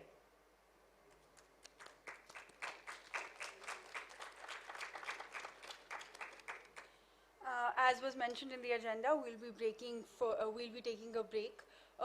The tea and coffee is served right outside. We request you to join us back in the next 10 to 15 minutes. We will start the next round of presentations in 15 minutes with the presentation of Sachi and Sekat on regional inequities that impact the AI development cycle. Thank you so much for joining us, and we really hope that you will be joining us back again after tea and coffee. Thank you.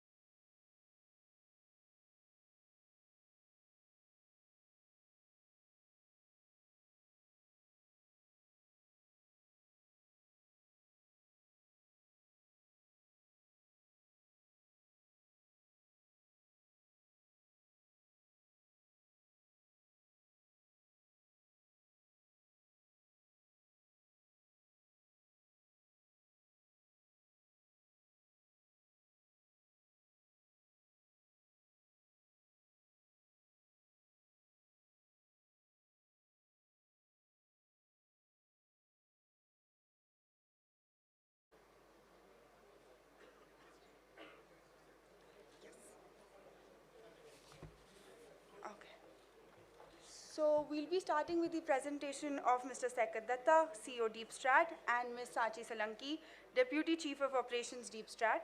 They'll be making a presentation on the paper titled Regional Inequities in Extraction and Flow of Resources that Support and Power the Design, Development, and Access to AI. Could I request them to please join us on the podium and ensure that their slides are in place?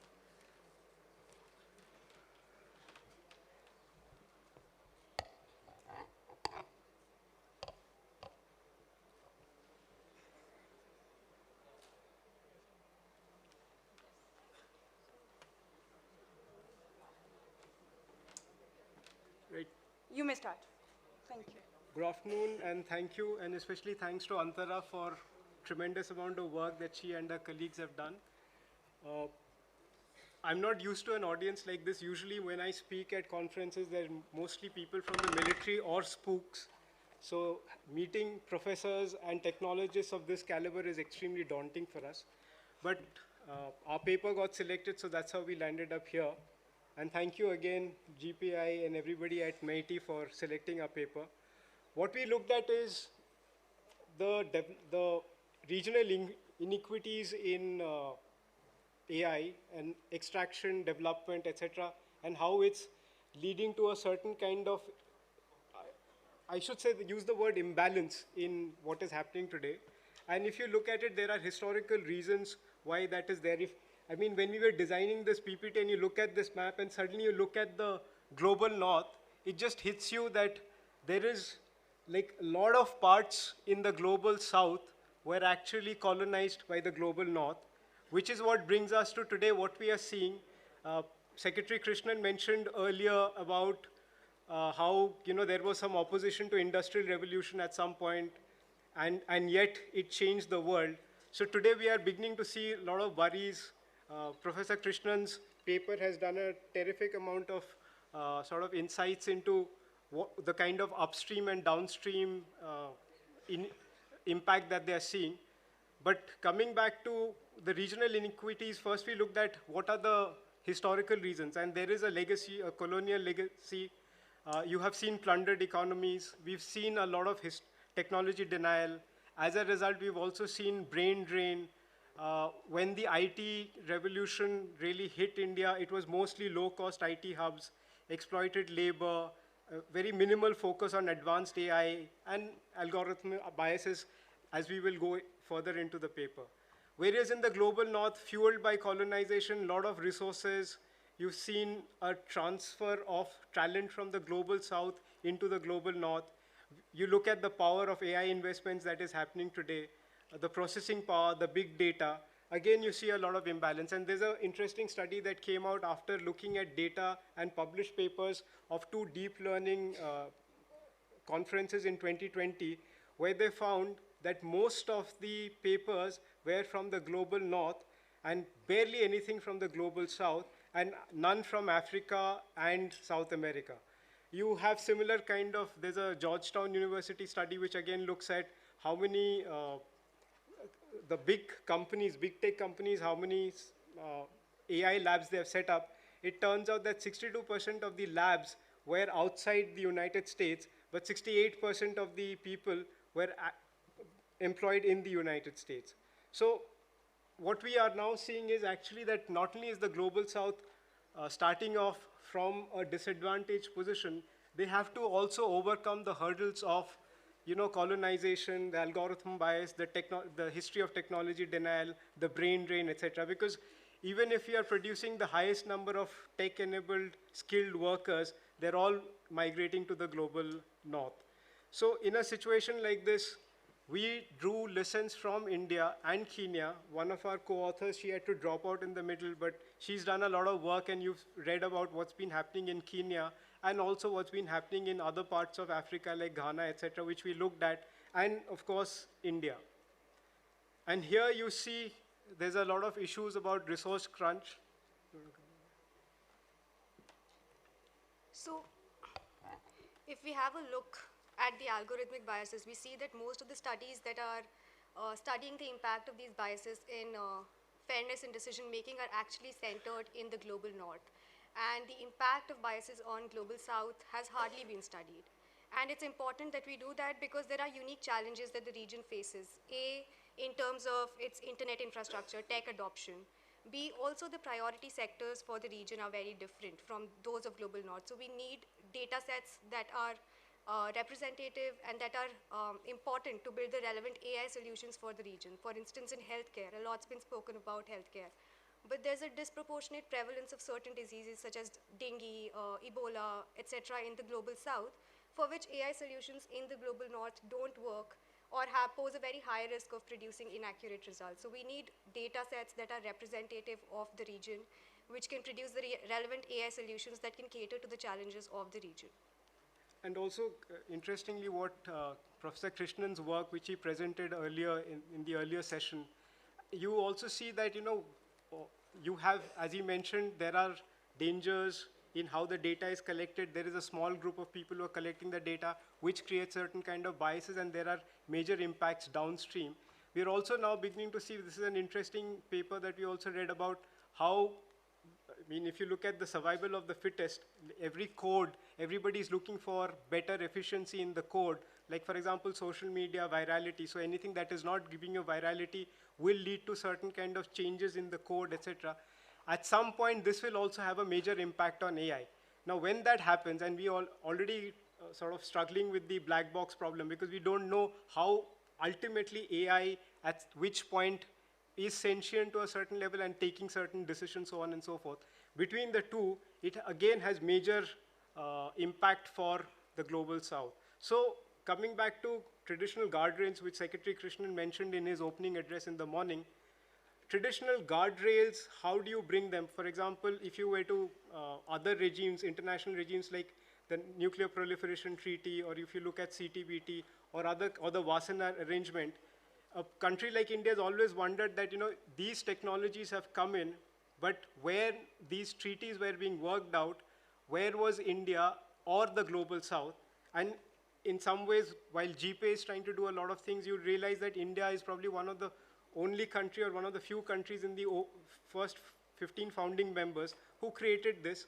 And even now, global south representation is very, very low. Also, the global south faces a very prominent challenge in terms of labor laws, as has also been discussed earlier.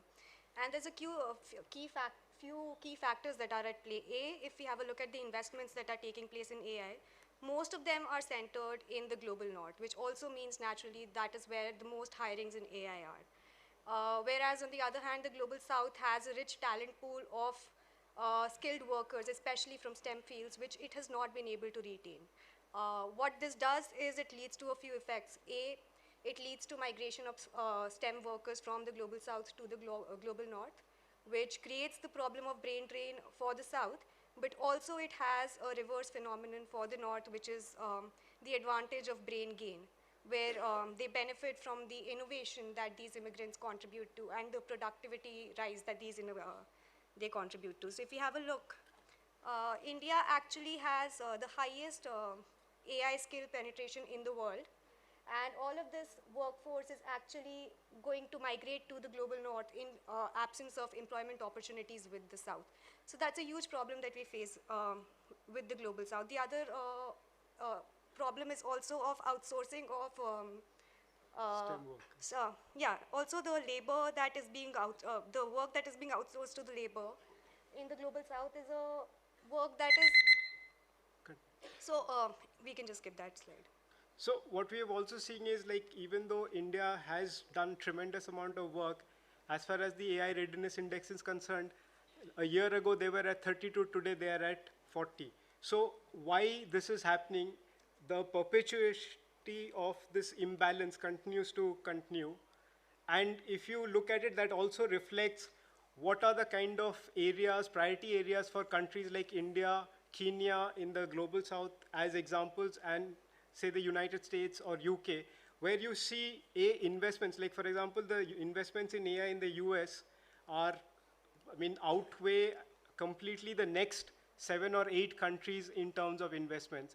And also most of the areas that they're looking at are starting off where they're looking beyond what has already been established, whereas a country like Kenya today is looking at using AI to combat corruption. So even basic issues have to be addressed. Therefore, the emphasis in India, like on healthcare, agriculture, where how can AI be used to meet the requirements of the people before it can be used as a tool to arrive at a global stage. So that's also reflected in the kind of, so we scanned country after country, both from the AI readiness index as well as other charts, and you see the same pattern emerging over and over again. So therefore, what is the way forward? In countries in the global south, there has to be a lot of greater investments from the government, because investments from private companies, I mean, they are subject to control from their shareholders, value, etc. So they will only be looking at certain areas, whereas both from an education, skilling, as well as deployment and employment perspective, greater investments from government. And of course, more emphasis on STEM, data science at the grassroots level. Africa has come up with some really interesting, and also South America, some very interesting community-led initiatives like Learning Indaba and Data Science Africa, where at one conference they realized that even though the conference was taking place in Africa, there was no paper from the whole continent. So that's when these initiatives started coming up, that how can we talk to each other, which led us to the other idea that is worth exploring, and GPay, or organizations like GPay, which incidentally, for example, today, both the key centers of GPay are in the global north, which is Paris and Montreal, and the working groups are therefore also based out of there. But what about the global south? So therefore, can we use GPay or any other forums like ASEAN, etc., where we have more south-south cooperation on AI, where we have the richness and diversity of data sets, etc., and also formulate some of our own positionings there, and ensure that there is more indigenous research institutes, because when foreign corporations come and they are setting up, and India is quite lucky and also unique in that sense in the global south, that it is reaping a lot of those benefits, but till we have more indigenous institutes in researching in AI, that imbalance will continue to do. And we have to see and ensure that, unlike, for example, in Kenya, where low-end, low-yield activities like data labeling, etc., was being carried out at almost, negligible economies, we need to now start looking at how we can do high-yield or higher-end AI work, and therefore also participate and build more equitable international regulatory regimes. Thank you.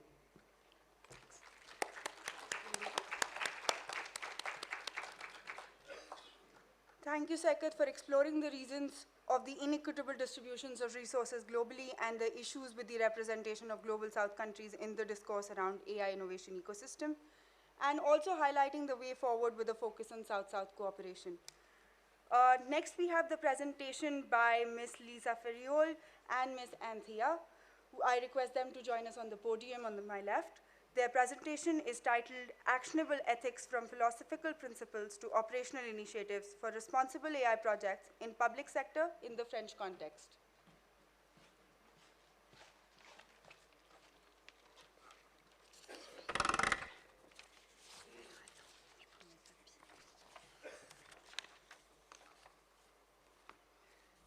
So hello everyone. First of all, we are particularly honored to present you our article Actionable Ethics from Philosophical Principles to Operational Initiatives for Responsible AI Projects in Public Sector in the French Context. This article has been co-written by Bertrand Montubert, Professor of Mathematics and President of Equitia, a think and do tank that will be presented in the article, Lisa and myself, lawyer and both part of the SERPOP Research Lab attached to University of Toulouse and employees at Equitia. As you can see, the three of us declare our link to Equitia as employees and president of this association, which will be presented in the article. Through this article, we wanted to show how, aside from the binding legal rules actually discussed on AI all around the world, the ethics approach have an important role to play regarding the deployment of AI, in particular in the public sector.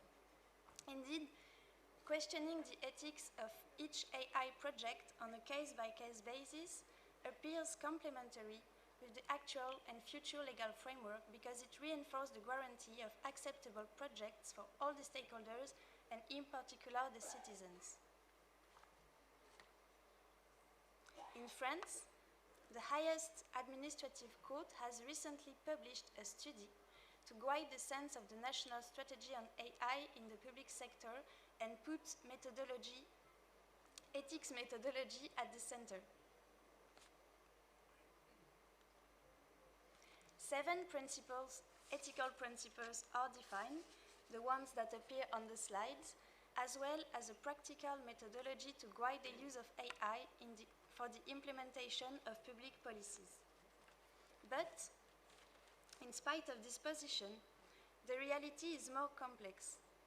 Only a few public actors do actually know the existence of this study, which, in addition, comes in a context of digital transformation that is already raising many challenges for the public sector. And as Dr. Krishnan was saying in his talk this morning, the question is, how do we go from policy to practice? So this research was the occasion to present the specific challenges that face public sector actors when it comes to AI project development. First, we want to recall that the exemplarity duty specific to public actors commands them to deploy socially acceptable AI systems aiming at improving public services for citizens and public action. And also, public sector covers a wide range of different types of actors at different levels of the territory. So beyond the central state's actor, different types of local public actors exist with different governance systems resulting in a fragmented landscape. So the result is a complicated relay between the national policies and the local actors.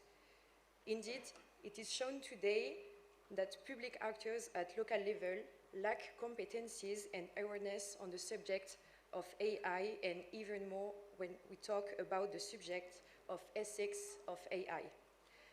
The subject appears indeed challenging for them and call for practical actions in order to help them improving coordination between the policies put in place at the central level and the AI projects. We need to share resources and build competencies on the subject of ethics of AI in order to ensure a responsible and acceptable development of AI systems in the public sector. So in order to tackle this challenge, we see initiatives emerging for federate actors around similar concerns. So today we want to present the Equitia Think and Do Tank, which aims to tackle challenges related to ethical use of data and digital projects, so including AI systems. So Equitia was created in 2019 in order to address the lack of trust that actors relate when it comes to data sharing.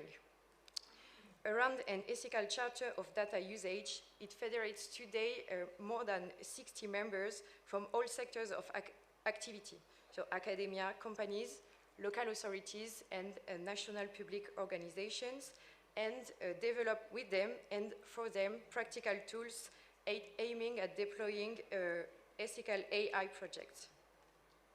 Indeed, we offer today ethical support to provide project owners personalized recommendations based on the ethical charter, and also we propose a label which allows to assess data and AI solutions with more than 100 criteria. Furthermore, in order to promote an inclusive governance in our activities, we organize workshops aiming at including citizens in our reflections.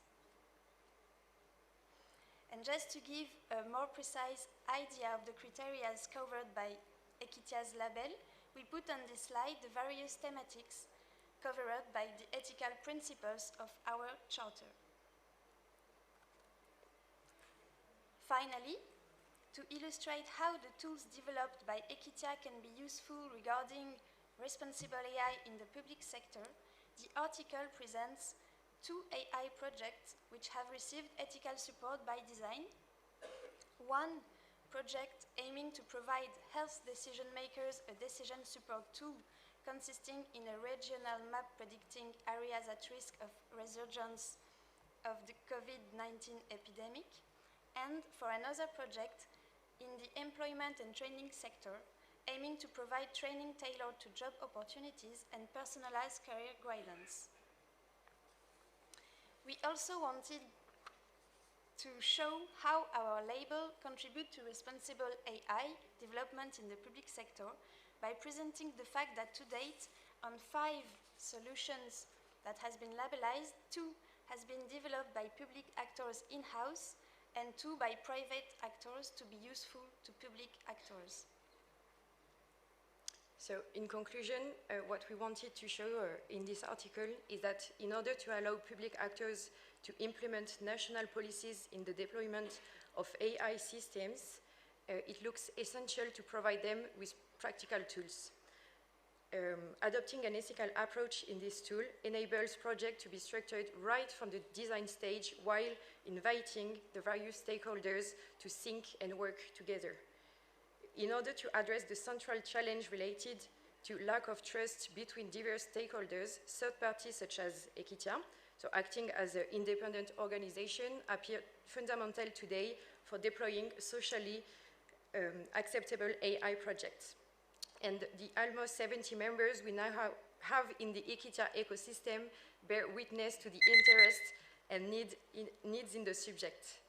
And beyond the binding text applicable to the development of AI systems, ethics has an important role to play today in enabling a specific approach to be adopted for each project, while at the same time making the various norms at stake operational. And we also wanted to link the challenges tackled in this article with the JPI's current work on the central role of government as a data provider for AI responsible development that will be published on Friday. Several principles have been identified in part 7 of the report, and they look very coherent with those of the Equitia Charter, so some further work could be done to compare those criteria and then check out whether our charter and label could provide concrete support on a later basis. Thank you very much for your attention.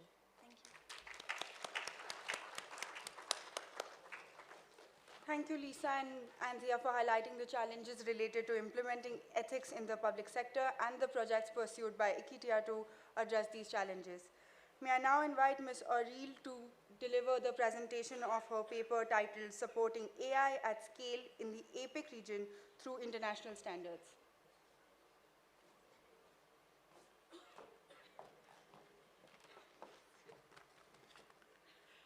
Good afternoon.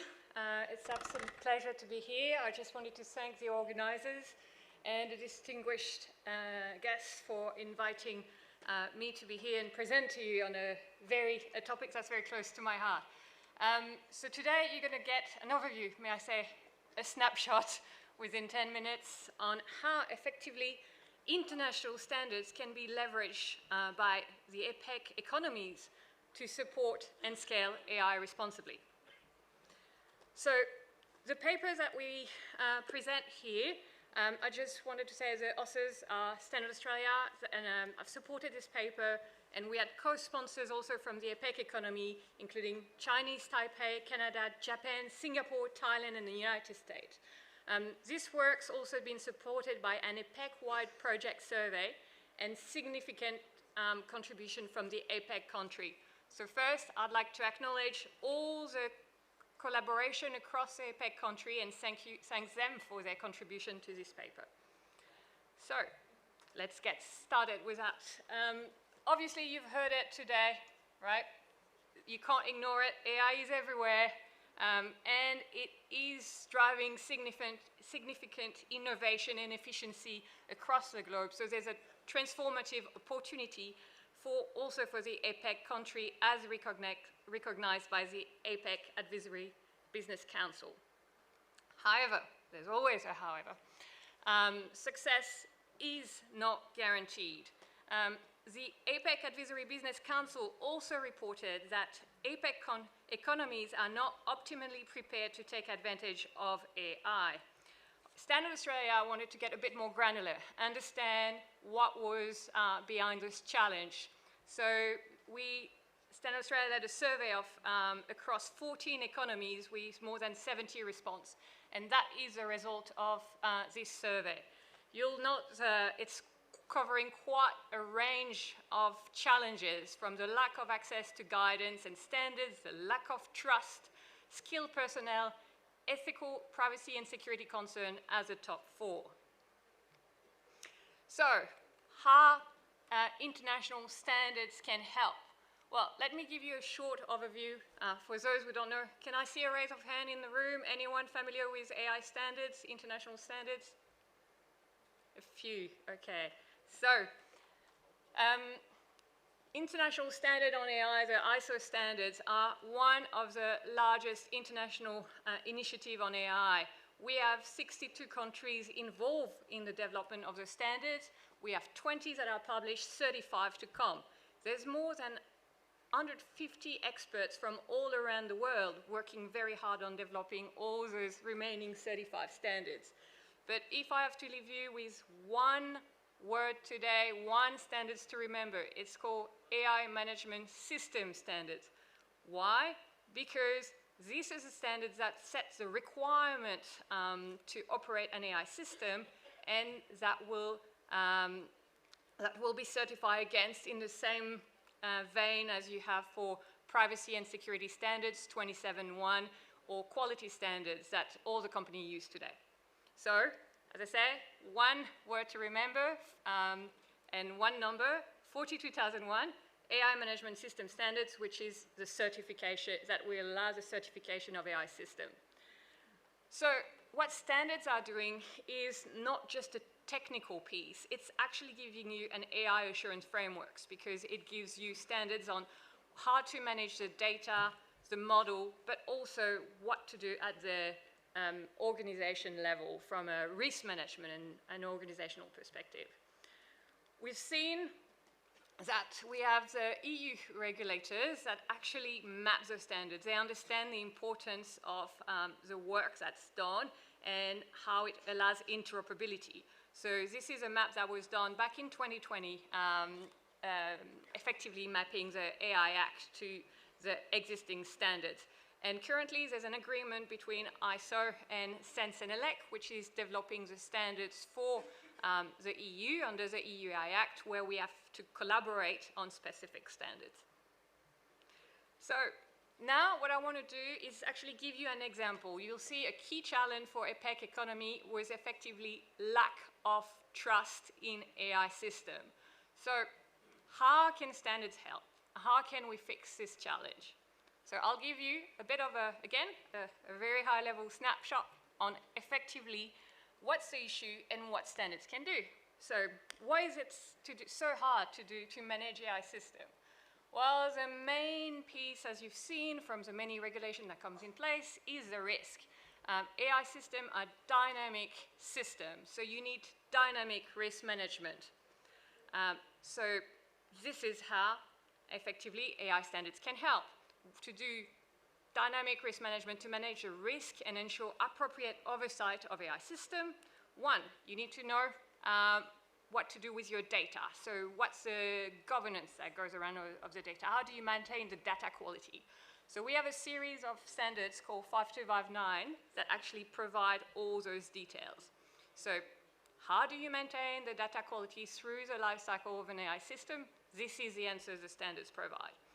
Then, how do I build safety function for AI system? How do I ensure controllability?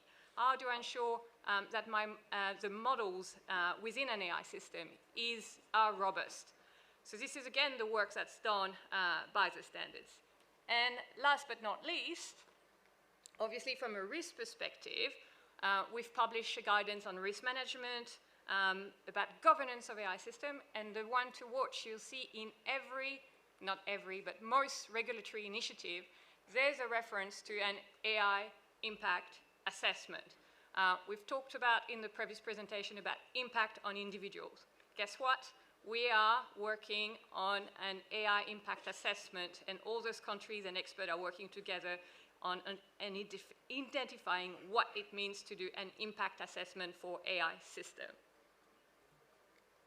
From the ethics piece, again, not something new, but what happens for AI? What do we need to do? Again, that's where the standards give you the delta. When, fairness, we have fairness for products already. Products that are not fair, they're not very well received in the markets. But what's the delta for AI system? So we have some work on bias and how to identify and actually manage the unwanted bias.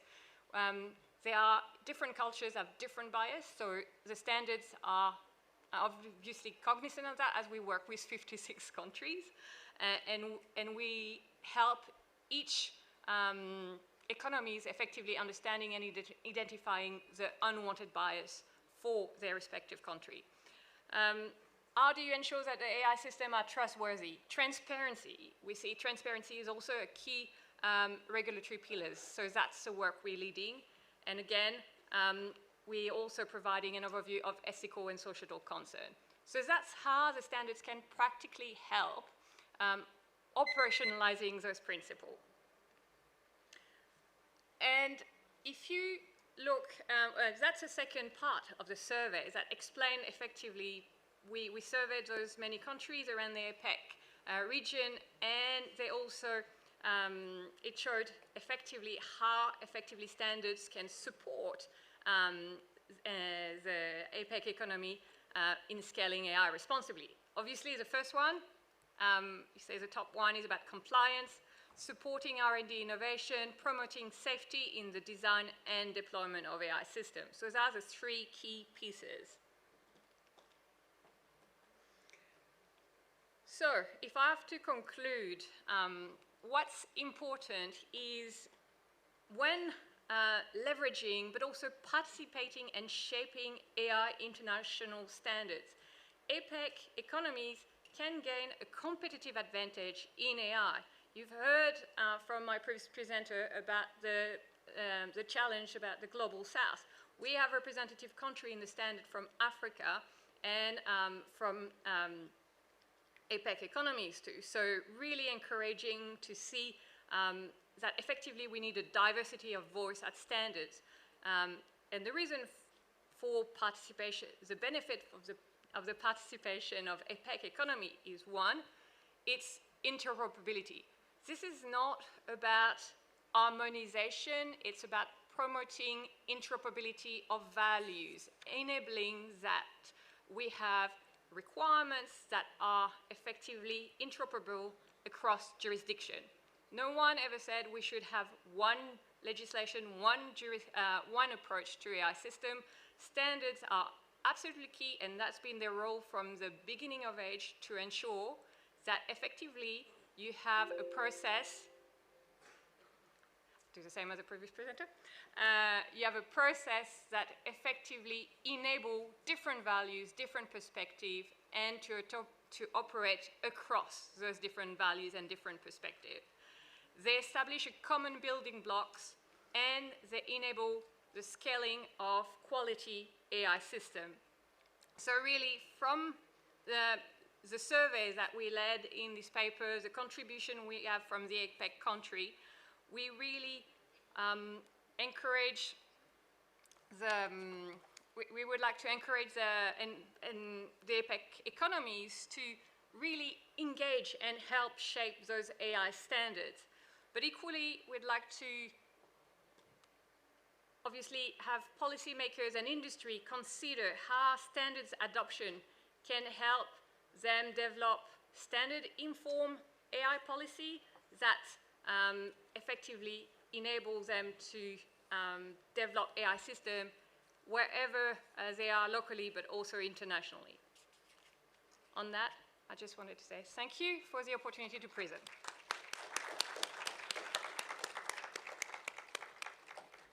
Thank you, Ariel, for explaining and expanding how effectively international standards can be leveraged for responsible development and deployment of AI. Now I request Mr. Aditya Mohan and Mr. Karthik Satish Kumar to deliver deliver their presentation on risk assessment methodology for AI regulation and navigating liability determination in AI-driven world.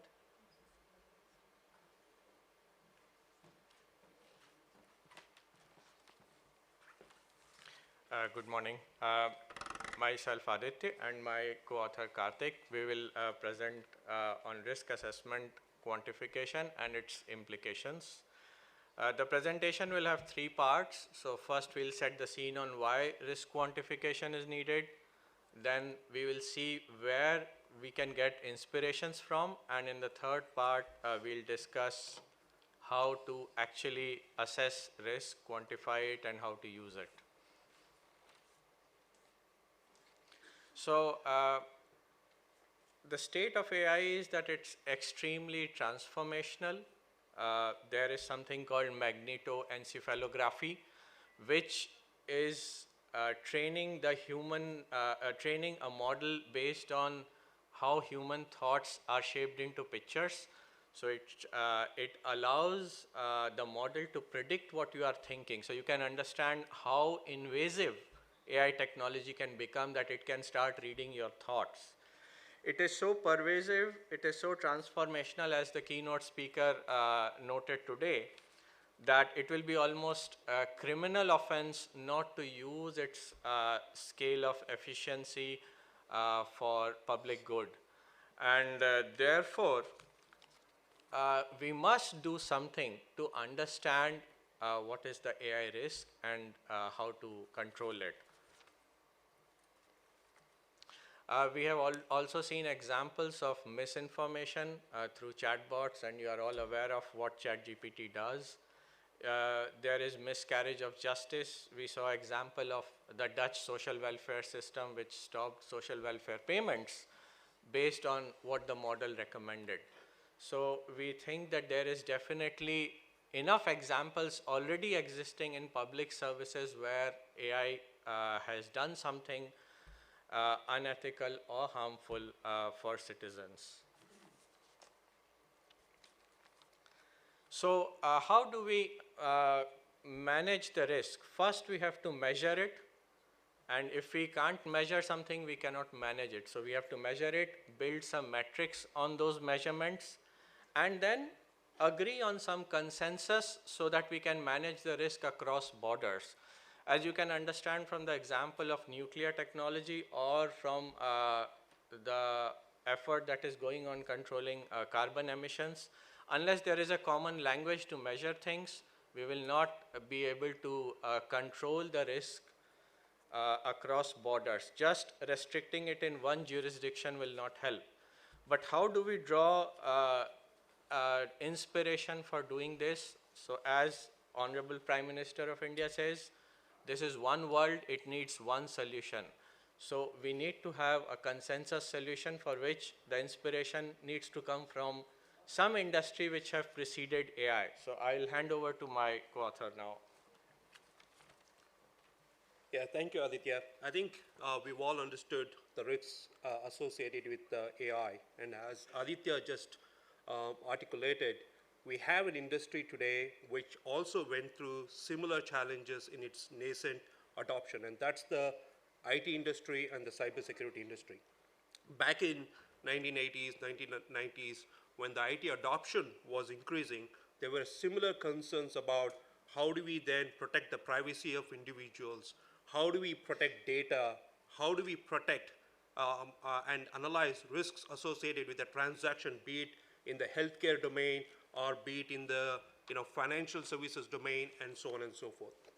Now, to address these concerns, what happened in the cybersecurity world is that academia, governmental organization, industry leaders came together to start formulating standards, start formulating risk assessment framework, and so on and so forth. And this was also articulated by earlier speakers, especially our keynote speakers.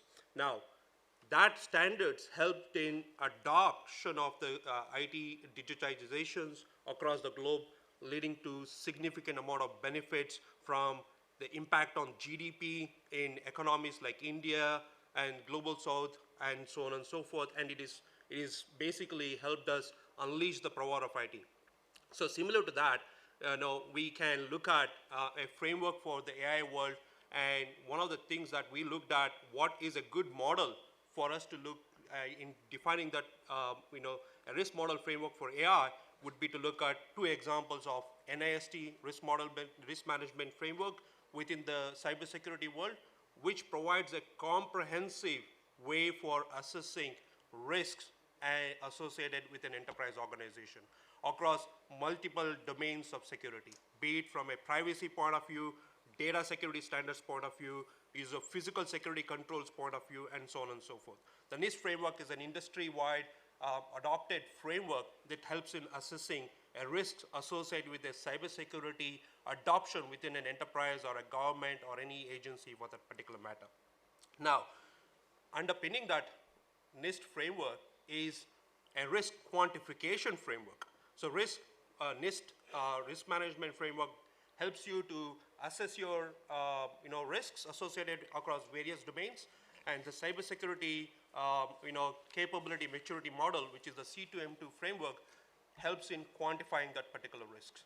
So what you do there is that you take the NIST framework, apply that NIST framework onto various domains of security, and then provide a quantification score against each of those particular domains, so that an organization which is doing a self-assessment of that particular risk within their own entity can then measure where they stand in that measured against those each of those principles. Now, a good example of here would be, you could look at an organization which has a high risk score, which indicates that the maturity level within the data is higher, and a low risk score in terms of maturity level of security controls, network security control is lower. So you have various measures. Now, how these measures are used and leveraged in the cybersecurity industry is in two specific examples. One is a cyber security insurance. With the explosion of breaches, data breaches and network breaches happening, a number of companies are going and procuring cybersecurity insurances.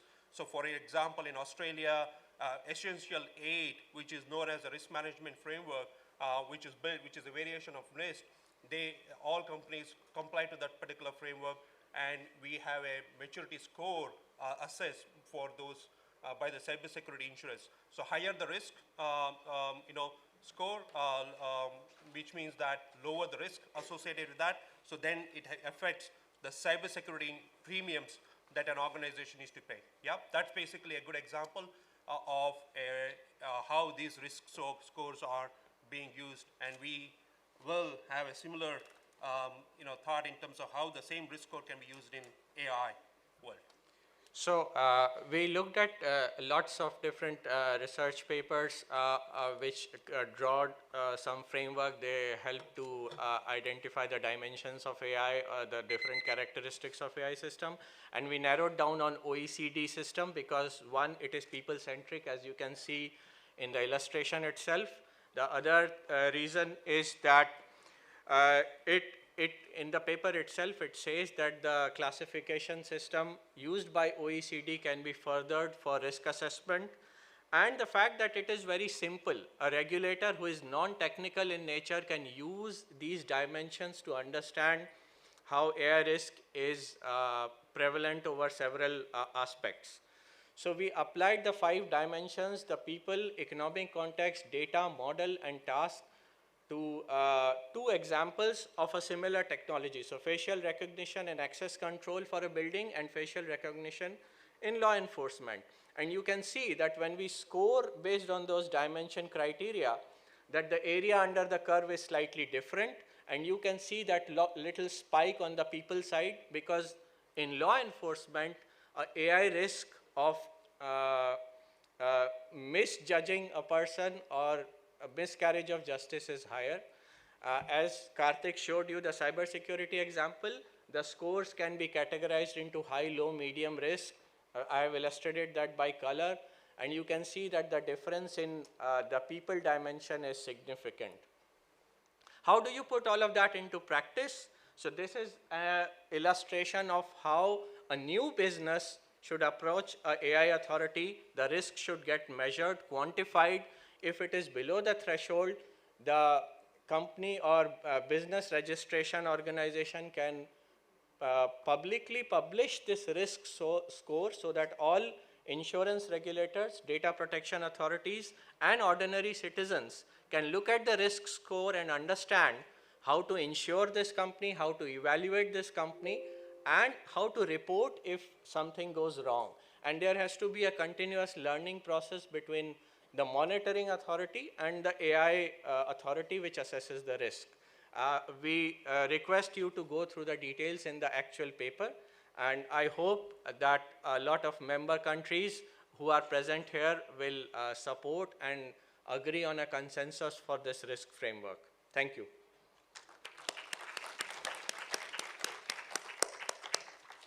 Thank you, Aditya. Thank you, Karthik, for expanding on the necessity for risk assessment quantification and implementation, and most importantly, the need for a common language on AI risks and how we can seek inspiration from the cybersecurity industry to quantify these risks.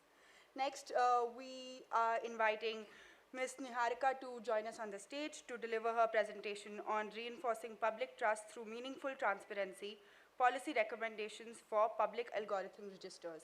We will not be taking a break right now. We will be directly breaking into lunch after the presentations. Thank you.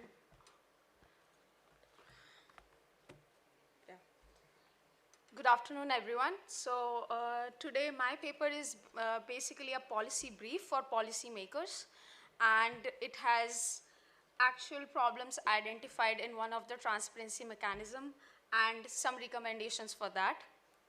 Our title is Reinforcing Public Trust Through Meaningful Transparency, Policy Recommendations for Public Algorithm Registers. So Ada Lovelace Institute, AI Now Institute, and Open Government Partnership, they published a report in 2021 about algorithmic transparency in the public sector, and they put different mechanisms in which public sector officials can be transparent about how they are using algorithms in their system. One of the methods was public algorithm register. What is it? It's basically a register which documents all the algorithms in use by a public administration, and it discloses the purpose, function, and impact of those algorithms on the general public or to the citizens. This can be applied at a municipal level, at a city level, or a national level. So for our paper, what we did is we did the review of our current literature, the best practices, and multiple set of existing recommendations, which was done across US, for example, Pittsburgh Task Force, and by New York City, and also in Europe. The content analysis of municipal registers in Rotterdam and Helsinki, and national algorithm registers in Netherlands. And then we interviewed some public sector officials in Belgium and Netherlands. The interesting aspect of this is we talked with 3 different categories of registers, one which are not yet deployed, the other one which are in early deployment phase, and the third one is which are much more advanced phase. There are some limitations to our approach, which can also be attributed to the fact that this kind of method is still in an experimental phase and is only tried by very few cities across the world. So our research is limited only to the European context, and what works for governments and registers usually differs across different contexts. Since very few registers are in use, so the sample size for us, for our content analysis and interviews, was really low. And just to emphasize one more thing, our approach was neither to compare or criticize existing efforts, but rather give recommendations to provide better service to the citizens and give a better approach to tackle these. So what are the challenges in first wave of public registers? We identified 4 challenges. First is quality and quantity of informations. Many of these registers lack complete and meaningful data, which makes a transparency aspect not sufficient enough for journal citizens. Then these registers have a user experience which is not so friendly for citizens. Then they use a very high technical language which hinders normal citizens' understanding. And fourth, the accountability aspect, there is a need for mechanism to hold these administrators accountable. However, there is no process in place as of now. So I'll go further in detail about each of these. First is quality and quantity of information. So first, there is either the data is missing or there is lack of meaningful information which can be used by citizens. Then there are typical administration problems. For example, there is resource constraint in terms of capacity of people who can work on this and in terms of time resources. Also, fragmentation in public departments does not help in maintaining the quality of the register.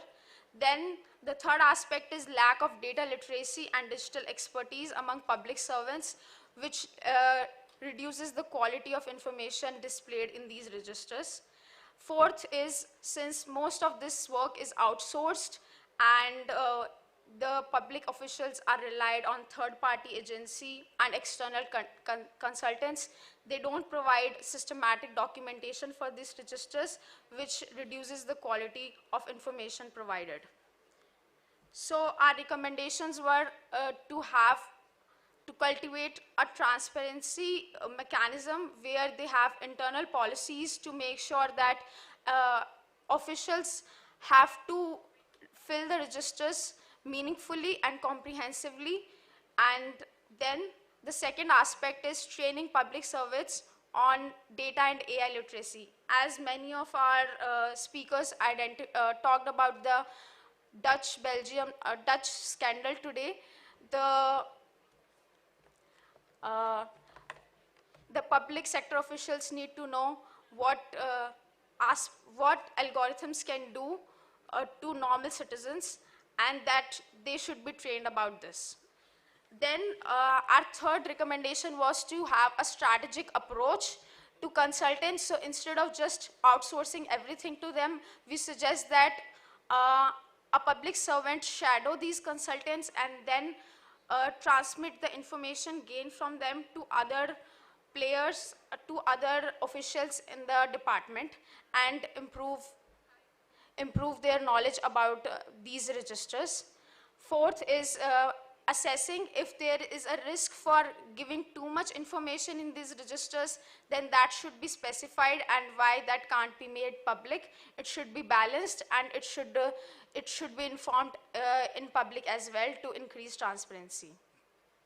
The last is, which the current Netherlands ministry is trying to do, is actually have a legal obligation for public sector officials to complete these registers by law. Although we think that it's not feasible in all contexts, but this could be also one of the possibility to make sure that the quality of these registers are maintained.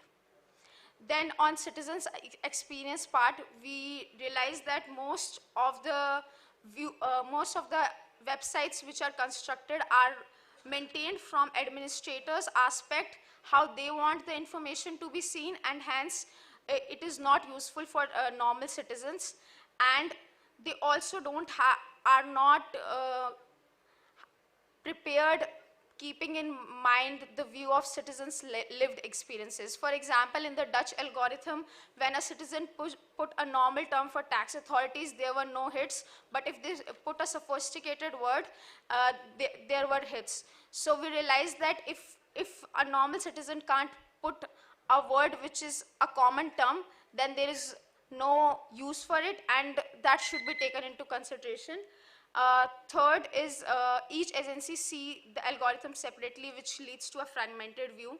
And lastly, citizens are affected by multiple algorithms simultaneously, not just one at a time. So our recommendation was to have a panoramic view of all the algorithms at one place, and based for each citizen, we can have a personalized algorithmic dashboard where they can see which algorithms are affecting them in a given time, enhancing the search functionality based on the common terms used by a common citizen rather than using sophisticated terms, and improving the interface design so that it improves the citizen experiences rather than using traditional public sector or boring public sector interfaces for displaying information.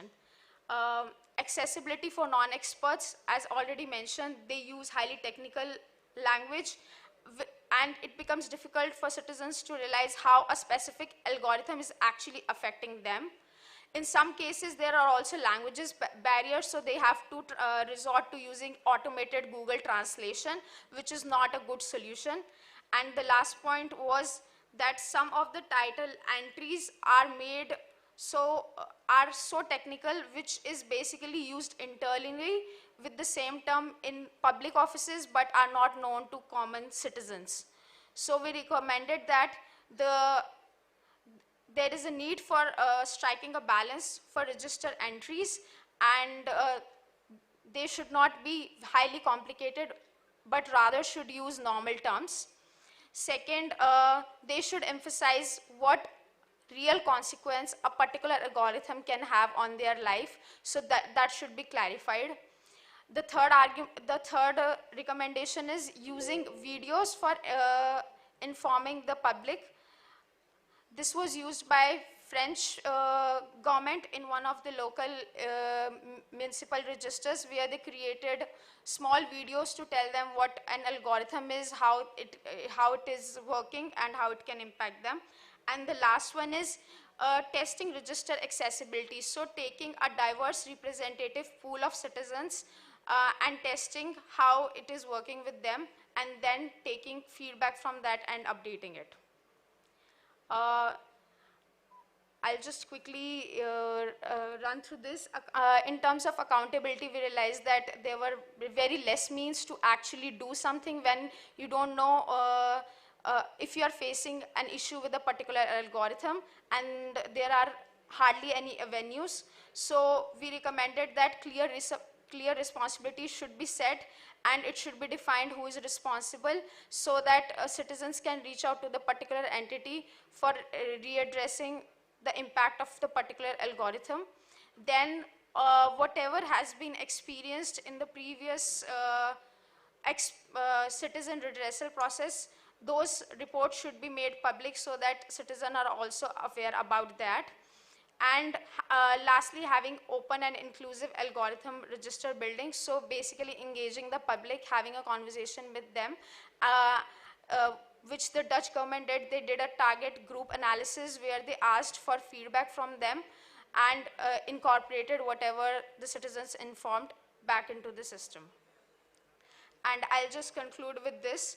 So while doing this whole research, we realized that there are much bigger questions that need to be answered. For example, there is a clear misalignment between strategy and purpose. They are trying to build a transparency mechanism where citizens trust the algorithms which are used by public sector officials, but the information provided is not sufficient enough, so that is causing a concern. There is also a tension between being too much transparent and system gaming. The public sector officials we interviewed said that they have an issue that they can't make everything transparent because there are bad faith actors who can game the system and misuse this. So that also needs to be tackled.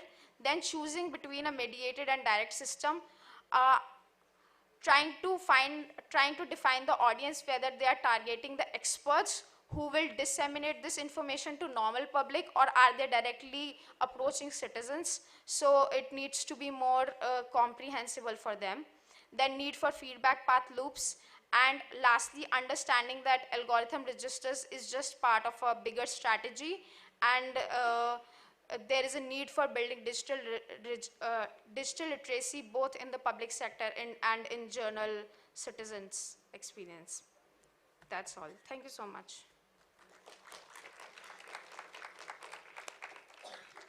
Thank you, Niharika, for expanding on the limitations of algorithmic registers and the pathways that may be adopted by governments to address these identified limitations. Could I now request Ms. Tarunima Prabhakar to join us on stage to deliver her presentation on developing community-led AI, Notes from the Trenches.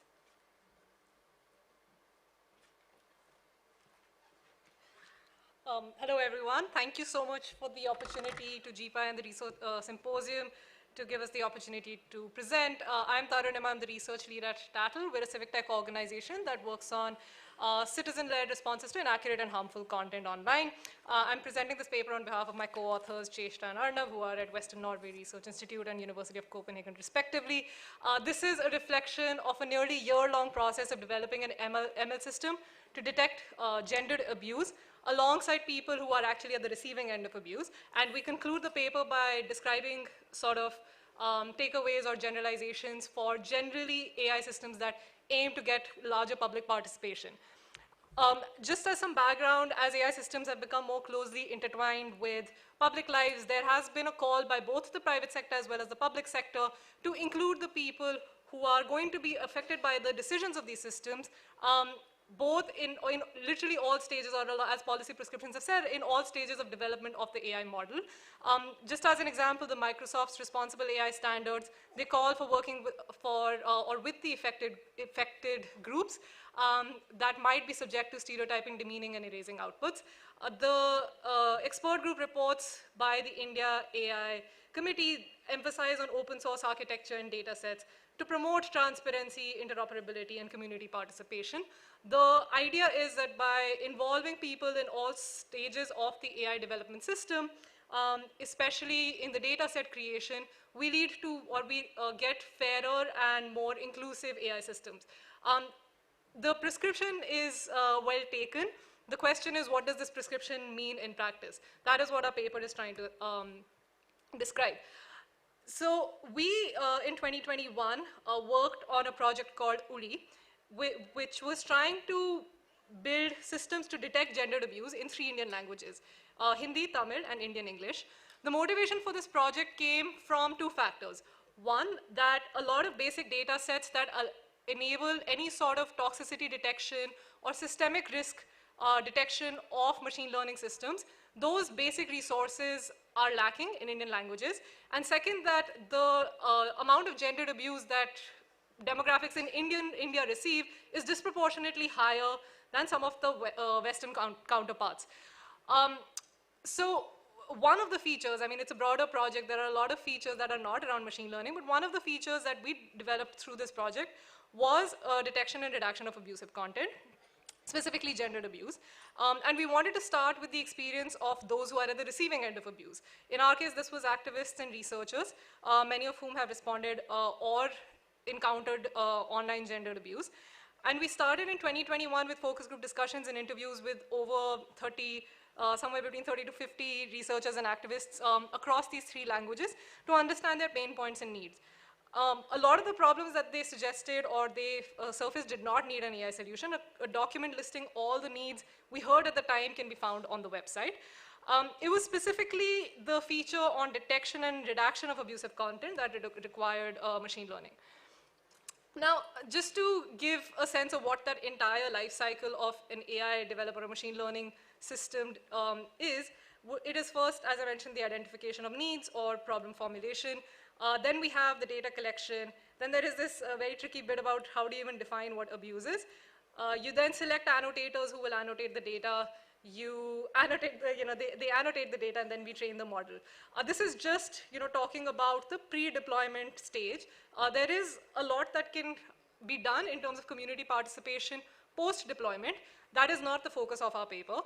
We're going to be talking about generally the practical challenges of trying to build public or community participation through these different steps.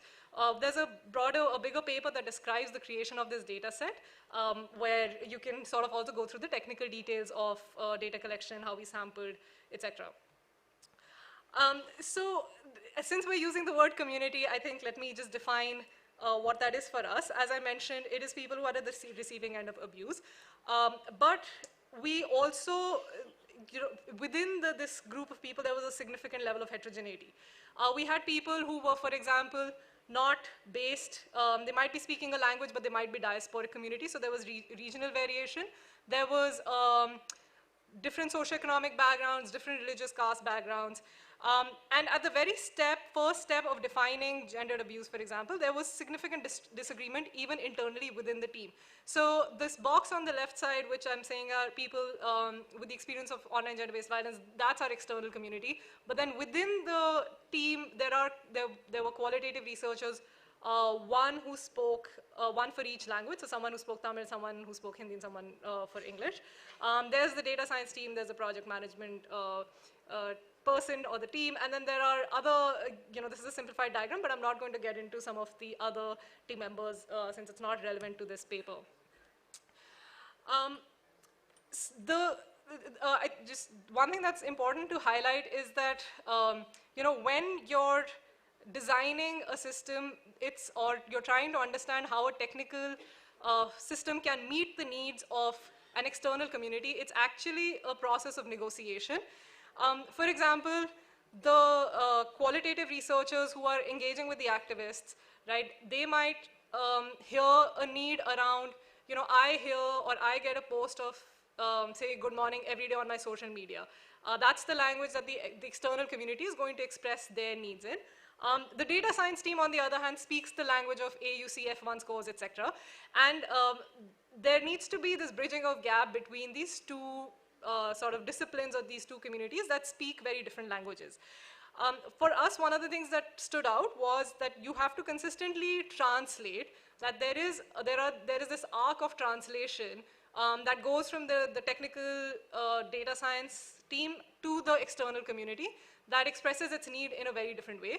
And at the same time, the data scientists might know that there are certain design decisions that need to be taken and therefore have certain questions for the external community that, again, need to be translated. And there are translation in sort of the science, technology, society world is a very contested sort of, it's a place where meaning is made, but it's also a place when meaning is fought for.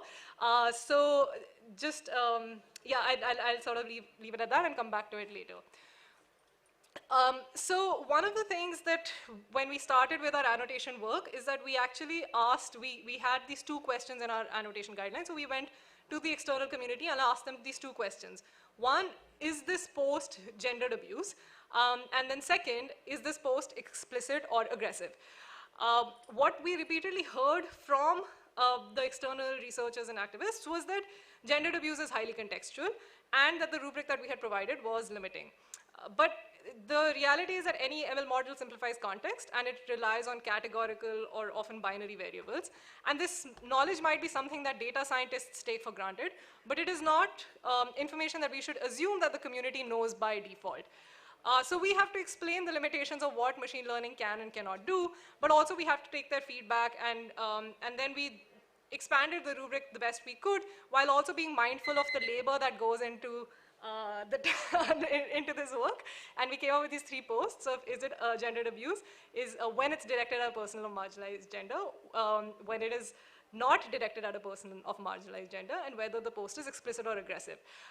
What is the table on the right is actually the agreement scores. So we had 24,000 posts labeled by 18 activists, 6 who spoke each language. And what we notice is that not only is there relatively low agreement, so when multiple people annotated the same post, they often disagreed on whether something was abusive or not, but also that there is variation across languages, right? So for example, in Tamil, score closer to 1 means that there's more agreement. In Tamil, you actually see that there is more agreement. People are more likely to agree on whether a post is explicit or aggressive than in Hindi or English. So just to sort of extrapolate back up, we think that what is also very clear from that table is that what I had mentioned earlier is that we can't think of communities as homogeneous. It is sort of interesting, and it's an open research challenge on how you actually include the variations or the of perspectives in decision making when you're trying to include community. One of the ideas suggested is public juries, but we have to be careful about this idea of majority decision making because often the minority or the dissenting opinion expresses some contextual awareness that is important to capture. Second, as past research in technical and infrastructure projects or engaging participation in technical infrastructure projects is highlighted, it's that overly technical information can be a huge stumbling block to meaningful public engagement. Having said that, you can't wish away the technical nature of machine learning, which is increasing in complexity and is sometimes inscrutable even to the engineers who work on it. So we need to think hard about that arc of translation that I described earlier, and that's an open research question for us. Third, that attempts at increasing participation can backfire, because when a community is battling marginalizations on multiple fronts, getting familiar with technical details might not be a priority. And so the motivation to understand the process is also contingent on how important they think that decision is in their life. But we should be wary of this idea of participation fatigue. And so relatedly, a certain degree of opaqueness seems inevitable. All the people or your external stakeholders might not understand the models that are used to train the, or might not understand the technical mechanics of a machine learning system. But then the question still remains that what then leads to trust? If we feel like there are going to be limits to transparency and there are going to be limits to deep engagement and at an equal level by all people involved, what leads to trust in that system? What we found was that a lot of it actually comes from the existing relations of trust with the organizations that are stewarding the process. People will often look for proxies of trust. So they might ask questions about who is funding, what is the history of success or history of actually honoring public participation in past projects. Second is that we actually found that the compensation, the monetary compensation of time spent was an important factor for them. It might not have been stated explicitly, but people feel that there is some recognition of the time that someone is devoting to give their expert opinion. Three, we also feel that procedures of transparency and accessibility, even if most people will not engage with them, are still important. And this is a lesson that also comes from open source movements, is that in our case, for example, we were sending newsletters to 50 plus people every month, and it was usually just the same 3 people who would come back engaging with the work. At the same time, when you meet people, they actually appreciate that they had the possibility, even if they did not exercise the option of engaging or trying to understand how the project or the machine learning model was being developed. That's it for us. Thank you so much. Yep, I'll hand it over. Thanks. Thank you, Tarunima. Thank you for this insightful presentation and expanding on the inspiring work pursued under the ULI project. Now I invite Mr. Adarsh Srivastav for his presentation on assessing the trustworthiness of generative AI used for higher education. I am pressed to request you to stick to the time limit, because we'll have to break for lunch soon. Thank you. Thank you. And I'll try to stick with the time. Thank you. And since morning, the word which kept popping up in this today's session is trust, and I'm going to reinforce the same thing in the session. To start with, the presentation is not there. It should be on the... It is in my laptop, but it's not there. Okay. Yeah, okay. Thank you. Okay, so first of all, very quick introduction. I'm Adarsh Srivastav. I'm head of data and analytics quality assurance. I work for Roche, which is a Switzerland-based healthcare company. And 3 years ago, I've been tasked to develop this competency of AI ethics in the organization. And what I realized is this is something which is going to be very important, and especially important for a country like India. And I decided that I'll take this knowledge which I'm gathering and then do something for the country. And that is where this paper comes in. So I'm presenting this paper on behalf of my co-authors, Gokul and Ishwar. They both are in the hall today.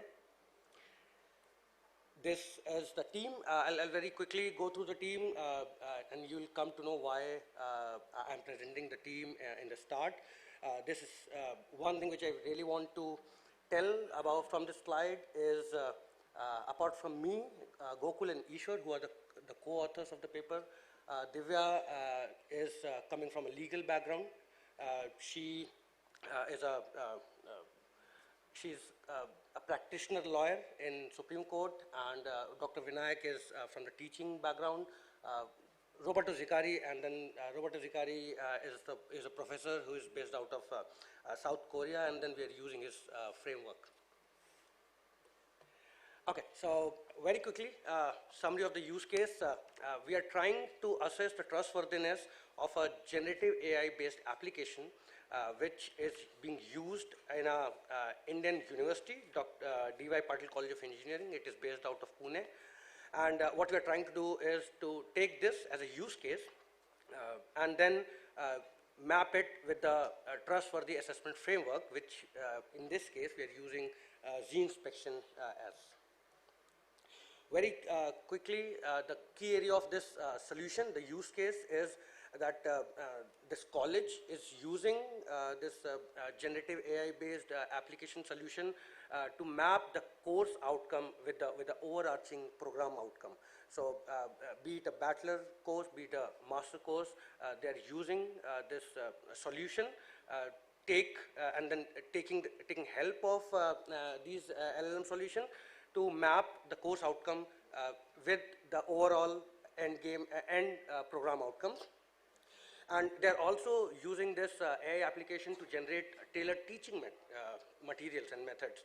And then what they're planning is in future, they're going to use the same application, same solution to create engaging and learning materials on top of it, create rubrics and assessment, which is kind of gamified, and then it have varying difficulty so that based on the assessment, the college can help their students individually.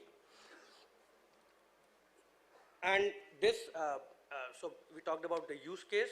This is the trustworthy assessment framework which we are using. So there are lots of framework available, but we picked Z-inspection framework because I worked with Professor Zicari for a long time, and then this is his brainchild, and then I found it very flexible. And in a very, in a nutshell, there are 3 phases in this framework: setup, assess, and resolve. And before moving ahead, I just want you all to know that this research is not concluded yet. We are in an ongoing research. So we are right now in the assess phase. What we did in the phase 1 is to set up. There are preconditions which are set up. There are team which is collected. And then we are into the analysis of the socio-technical scenarios. And what we are trying to do is we are generating the socio-technical scenarios. We are asking questions. We are creating a list of ethical tensions that can come out of the use case. And we are trying to map these ethical tensions with these 7 requirements which are mapped to the European Union Guidelines of Trustworthy AI, which is there in the Map to Trustworthy AI section. And why I said that it is, we preferred Z-inspection, because what we are also trying to do is to use the same framework, and we are trying to map it with Indian guidelines for trustworthy AI as well. And then it can be done. We are in the process of doing that. But for now, for this research, we picked European Union guidelines for trustworthy AI, and all the ethical tensions which are coming out from the socio-technical scenarios and the analysis are mapped to these 7, which are very standard: human oversight, technical robustness and safety, privacy and data governance, transparency, diversity and fairness, sustainability and accountability. Sustainability is something which we are very interested in, because this is going to be important when it comes to the carbon footprint of the generative AIs and the solutions which we are developing on top of it. With the setup, I'll go through the phases which we completed and where we are moving. As a setup, what we did is there's a precondition phase where we understood the use cases directly from the actors and the stakeholders. We conducted interviews with the college facility and the development team who developed this generative AI-based solution. And what we did is, based on the understanding, based on input, we started forming an interdisciplinary team from diverse backgrounds. So there are people, I'll come to that later.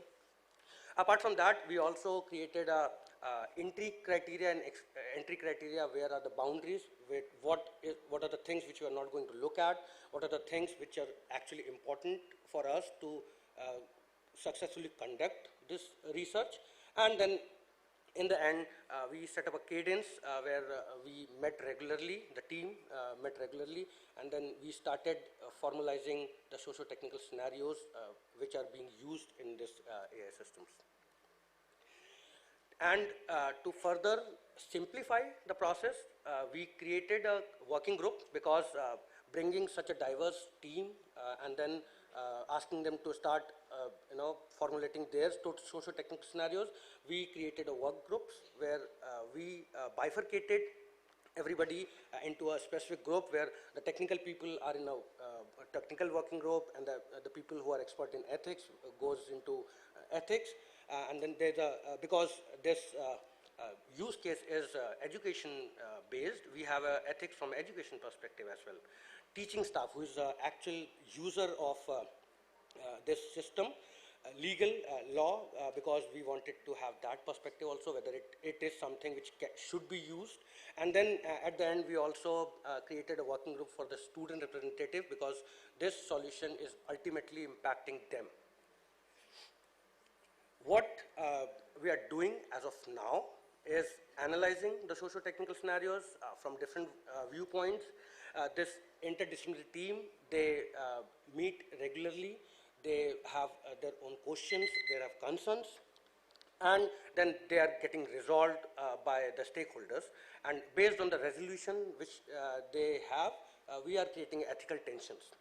And these questions, these scenarios are revolves around what is the aim of the use case, what is the end game of this use case, what are the expectations, what is the technology and the context which is being used, ecosystem in which where we are developing, and then there are what will be the action taken to assess the issues when it comes. And currently we are into this phase. Once the ethical tensions will be mapped, we are going to map those ethical tensions to the EU guidance on trustworthy AI, and then start resolving them. And the tensions which are not resolved, or there's a mitigation step which will be there, we are going to form a report which will be given to the stakeholders, in this case DY Patil College of Engineering, for them to resolve it in due time. And maybe down the line we will redo the same exercise to find whether the ethical tensions which was given in the previous report has been resolved or not, or is there any other ethical tensions which are getting arise with the new way of using the same generative AI system. That is it, I think. Yes. Thank you, everyone. Patiently. Thank you, Mr. Srivastava, for this very insightful presentation. And yes, now I'd like to invite Mr. Abhishek Raj and Mr. Harsh Singh, both from Microsafe Consulting, to present their paper on harnessing the potential of AI for Indian agriculture, leveraging Bhashni as a tool for deploying responsible AI and increasing uptake of AI applications among farmers.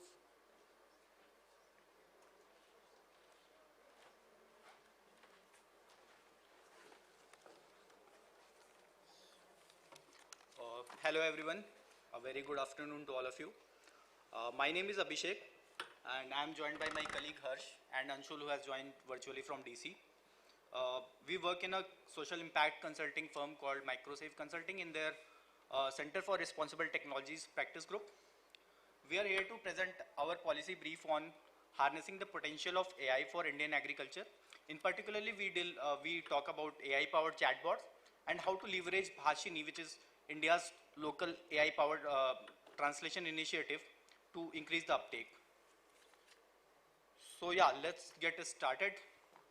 So as all of us know, the population across the globe is increasing. This puts agriculture sector under immense pressure. So the only way to tackle this pressure is to increase productivity, because obviously we can't get more land under the cultivation. So this becomes important for India as well. Also, apart from the food security, agriculture is important to India because it employs 45% of the India's workforce. So in order to increase productivity and deal with uncertainties such as weather uncertainty, market Indian farmers resort to agriculture extension and advisory services, which is basically the knowledge database for them to deal with uncertainty and increase productivity. These are important because 86% of the farmers in India are small and marginal farmers.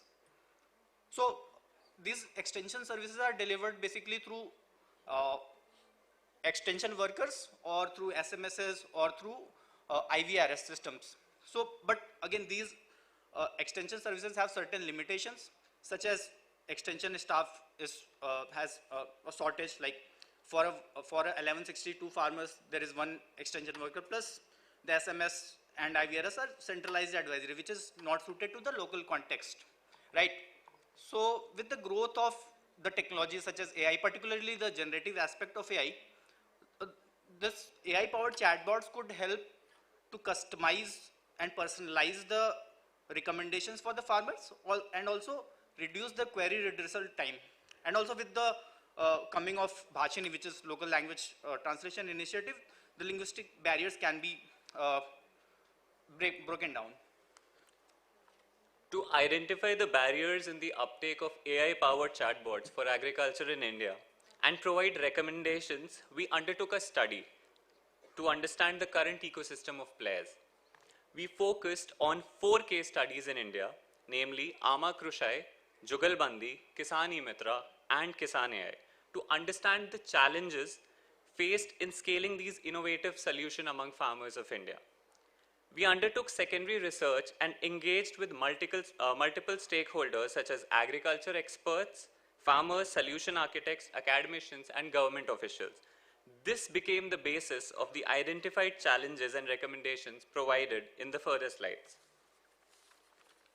As you can see on the screen, these are some examples of AI-powered chatbots. On a very high level, these chatbots are trained on datasets and then use translational models like Bhashini to take and deliver the response in the end user's preferred language. Let's look at these. The first one, Ama Krushai chatbot, is positioned as India's first AI-powered chatbot in India, and it comes under an ambitious program known as Ama Krushi, which is run by the state government of Odisha. It leverages ChatGPT and its own dataset that has been trained on government data, and to provide the farmers of the state with agro advisory, information about government schemes and loan products. It is currently in nascent stages, and the first pilot is running with 10,000 farmers.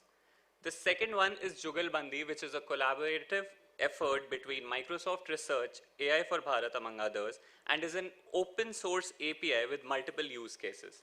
In the context of Indian agriculture, it can be initiated through a text or voice message through WhatsApp. The text-voice query made in any of the supported user language is translated into English by Bhashini, and then vice versa for the response. Currently, Jugalbandi supports 10 of India's 22 official languages and provide information about government schemes to its users. The third one is one of the first chatbots that was launched by the Union Ministry of Agriculture and Farmers Welfare. This was for the effective grievance management under the PM Kisan scheme, which is a flagship scheme under the central government. The E-Mitra chatbot is currently available in English, Hindi, Bengali, Odia, and Tamil, and helps the beneficiaries with their queries about application status, payment status, and other grievances. Coming to the last one, which is definitely not the least, and so Kisan AI, that is a product of private sector innovation to assist Indian farmers and provide real-time advisory on irrigation, crop, and pest management, among others. It utilizes ChatGPT 3.5 along with field data that is collected through various agricultural research universities. Currently, it supports 9 Indian languages and plans to add Assamese and Odia in the future. So now, let us look at the barriers. So talking about the barriers, so first barrier that we could identify was these chatbots in its present state do not have contextual responses. We have an ongoing pilot with Kisan AI among farmers of Bihar, and the farmers have said the responses are often generic in nature and lack context. This is also because India is divided into 127 agroclimatic zones, and every zone has its unique characteristics. So it becomes difficult to contextualize the response. Again, apart from the context, the biggest challenge is of trust. Farmers don't trust these AI chatbots as of now because of the obvious reasons, out of context responses, plus also they have their traditional knowledge system that they rely more upon rather than these chatbots. The second challenge that we could identify is linguistic diversity and associated training challenges. As we all know, India is a linguistically diverse nation with around 120 languages and then multiple 1400 around rationalized mother tongues. So it becomes difficult to gather data and train those AI models for achieving the translation. Also, the literacy level among farmers is on a lower side that necessitates the requirement for a speech-based interface. Then again, that has again the challenge of training the model and getting the data for low resource languages. The third barrier that we identified is on digital connectivity and behavioral gaps. Although India has taken a leap forward in achieving connectivity, but there's still a lot of rural population, especially farmers, don't use the internet actively. Also, they lack the digital skills and the knowledge about the benefits of these systems. And last, the ownership of smartphones is also on a lower side. The fourth barrier that we identified is the resource gap. So as 86% of the farmers in India are small and marginal farmers, which means they have a low individual buying capacity. This becomes important for the private sector applications that may come up with a subscription cost or usage charges. Also, also in terms of availability of resources to act upon the advisories is limited, because even if the farmers get the advisory on time, then they don't have the resource to act upon the advisory. So based on these barriers, and we tried to formulate certain recommendations to increase the uptake of the AI chatbots for agriculture. So first recommendation that we suggest is to enhance the contextual training of the models. So this can be done in multiple ways, like collecting data till the village level and establishing dedicated wings under state agricultural universities to collect data, and something sort of agricultural glossary for the crops, what they are called at the regional level. And the advisory can be customized, say, based on the time of sowing. The sowing time for every farmer differs. So if the farmers get the advisory based on their sowing time, then it will be more beneficial for them. Again, the second recommendation is on encouraging collaboration and partnerships. This becomes important because in India, what happens, state agricultural universities have all the data related to agriculture, but they might not have the capacity to build a chatbot or run a chatbot. But again, the private sector has the capacity, but they don't have the data. So if the data sharing happens in a responsible fashion, then it can increase the uptake of chatbots. And also, local NGOs can be involved to train the farmers and everything. A good example in this regard is the Plantix app, which is there in Andhra. So it has collaborated with Andhra's Agricultural University to get the data. The third recommendation that we suggest is always keep humans in the loop, because farmers as of now are not very much capable of using these chatbots on their own. So which means they will need someone to train and upskill them. And also it increases trust because of the human touch involved. And something sort of agent-based model can be thought of in the agriculture sector, like similar to what is happening in the finance sector. The fourth recommendation we suggest is on taking the regular assessment. This becomes important because often these apps have the offerings that are not needed or that are not suited to the farmers. So the regular assessments need to be done to identify the gaps between the needs and the offerings.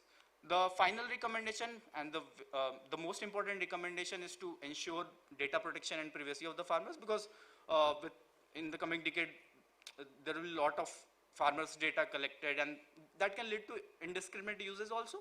So we need to ensure that the data is used in a responsible way, and if data sharing happens, that should happen in a responsible way. So to conclude, we're not saying AI chatbots can do everything for farmers, but obviously it is a good complementary mechanism to fill the gap in the existing extension services for agriculture in India. So yeah, this was from our side. Thanks for listening to us patiently. Thank you. Thank you. Thank you, Abhishek. Thank you, Harsh. Now I'd like to invite Dr. Mona Duggal on the stage to deliver her presentation on responsible adoption of cloud-based artificial intelligence in healthcare, a validation case study of multiple artificial intelligence algorithms for diabetic retinopathy screening in public health settings.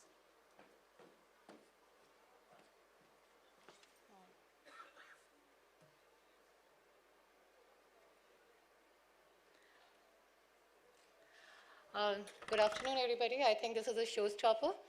I think this is kind of the culmination of all the work and all the talks that we had heard. Even if you look at the abstract book, interestingly, we had the largest number of authors. It is a collation of public health experts, technical experts, policy, and implementation science. That is kind of the use case, which is probably one of the most unique studies that has ever been done in India.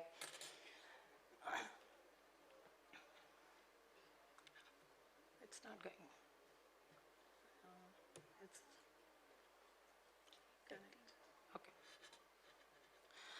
Quickly, I'll go over the rationale, methods, findings, conclusions, and recommendations. As we all know, in last year, we have around 101 million people living with diabetes. We are the second largest number of adults with diabetes. Uncontrolled diabetes can cause complications like diabetic retinopathy, and as of now, 50% of the population is undiagnosed with diabetes. Of this, the most common complication is diabetic retinopathy, and it is a leading cause of blindness among working age. Prevalence across states varies between 18 to 34%, and early DR management can reduce up to greater than 95% of blindness. Before I even go to the next slide, just to give you a context, we have the eye. What is diabetic retinopathy? Just so that you understand where we are going from this.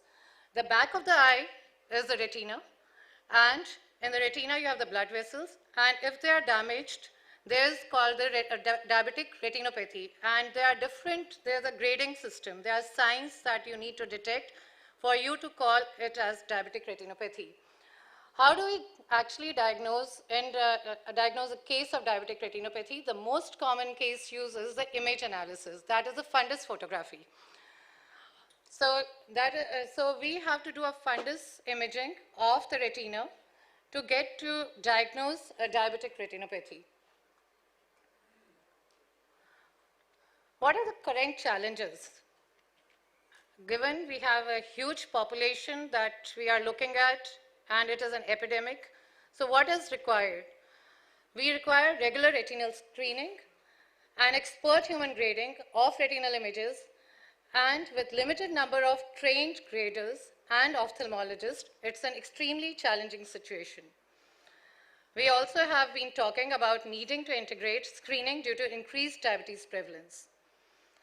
Sure enough, we have a solution. Whoa, we have AI, right? So when I think I started working in this space, there were like a couple of DR algorithms that were there to detect AI. And the talk was on for the integration of validated AI algorithms into existing health systems. It has already been successfully integrated in countries like UK and Scotland. We have several pilots across the country where we have been successful in using this as use cases. It also helps in enabling the non-eye health professionals to perform opportunistic DR screening. But what is the catch? Can it be integrated at this point? Can it be used for mass screening? And this is where the story begins and why the study is important. Validate is the word which is the key. We always said validate. And when I started this project, we went to Niti Aayog. We were asked to integrate a validated AI system under an Indo-UK system in a state of Haryana. And I still remember at that point, we were stopped and said, how did you say this is a validated system? Of course, the company was asked to provide the Indian data in the Indian context. And sure enough, that company never came back because there was no data in the Indian context to show that the system had been validated, to show that this system works in the Indian settings. 2 years down the line, we were contacted again, and as a part of the Atmanirbhar Bharat Abhiyan, the objective of the pilot was to validate the performance of Made in India AI algorithms for DR screening. Second was to evaluate the feasibility and acceptability of integrating validated AI algorithms for DR screening in public health systems. Lastly, to assess the responsible adoption of AI algorithm. The pilot was conducted in Mohali during the COVID times, where we validated the AI systems, and then the feasibility and acceptability in the aspirational district of Moga. I will be focusing only on the validation part. Feasibility and acceptability is another story. This was the validation procedure. So this is a commonly, if you look at any health journal, that is where most of the AI systems have worked around. We are going to be looking at the sensitivity, that is the ratio of positives to true positives. Specificity is the ratio of negatives identified that are actually negative. Negative predictive value, positive predictive value, and the kappa statistic against the gold standard. Generally, the accepted standards in screening, it has to be 80%. Higher the sensitivity, but a good specificity is required. Another catch in the DR screening, which most of the people never say when they are coming for selling their platform, is DR screening has to be done in the community.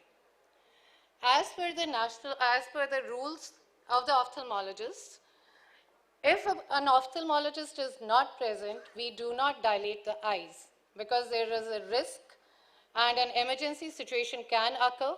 So you cannot dilate the eyes if an ophthalmologist is not present. So most of the images that are taken in the field setting as per the Indian guidelines has to be non-mydriatic. So having that background, we come to the next slide. Through Niti Aayog, we scoped which are the AI platforms around. We invited quite a few. 3 agreed, and one was an AI platform that was FDA approved. So we had 3 Indian AI platforms. One was an FDA approved AI platform. When we looked at them across, none of the AI platforms had a uniform outcome. Every AI platform was giving a different outcome, which was not according to the ICO guidelines or the guidelines where you would say, okay, we are grading it according to the diagnostic performance. To keep it uniform and so that the screening is yes and no, whether you have diabetic retinopathy, so you have a timely referral, which goes with the community, we decided to make a uniform outcome that is yes and no. Based on that, we asked the participating algorithms to send in what they said was their sensitivity and specificity.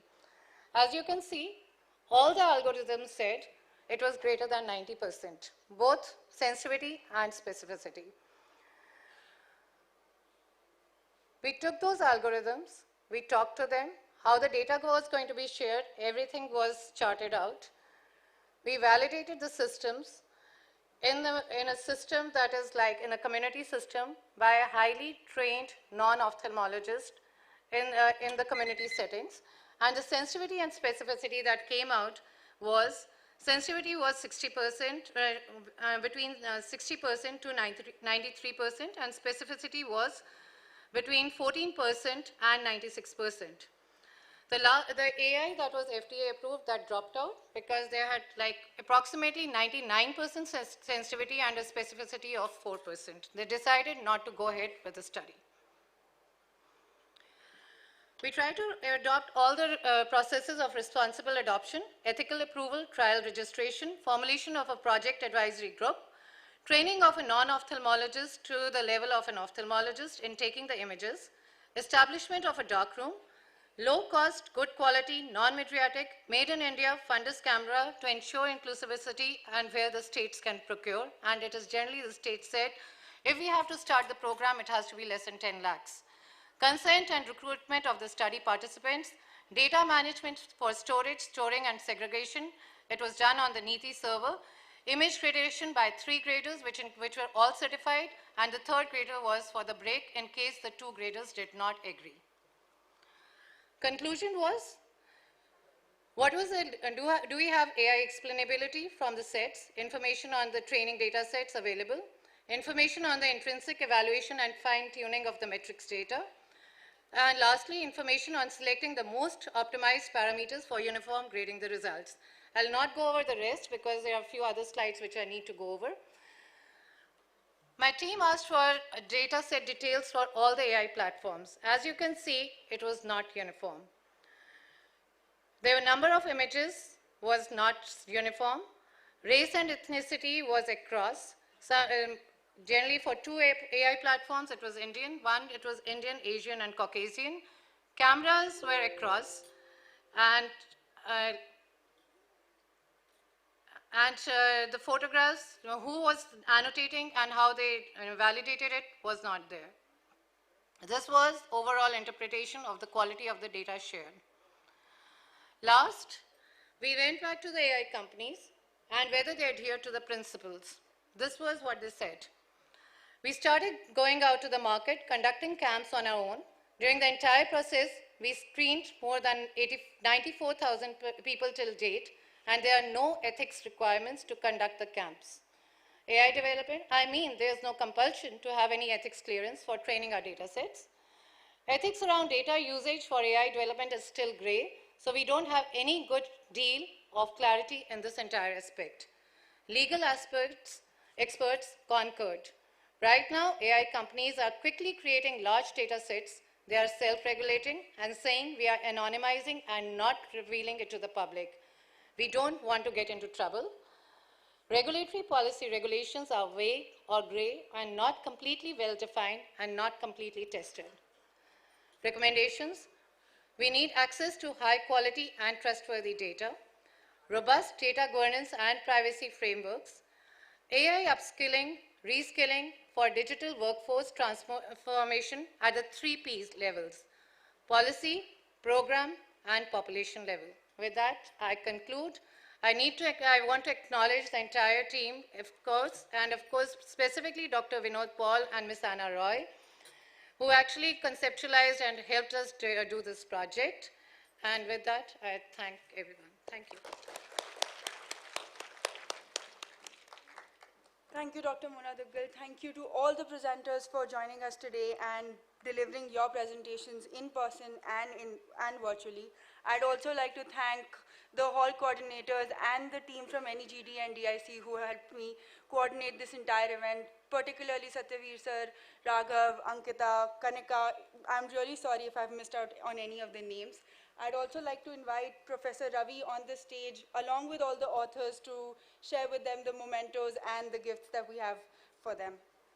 Thank you so much. You're more than welcome to join us on the stage.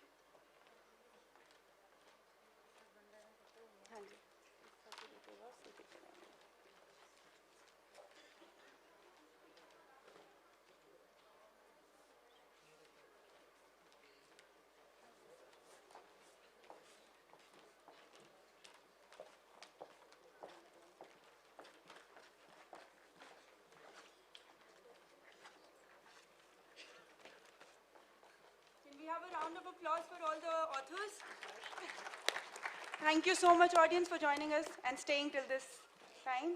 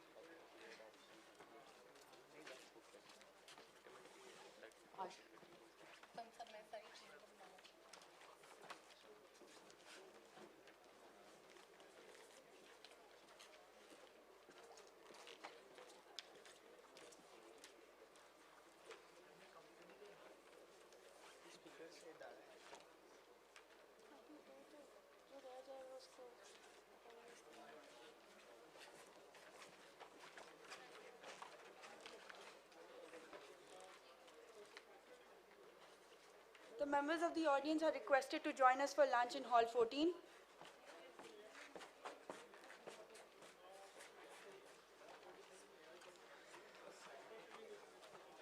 And speakers are requested to join us for lunch in the delegate lounge.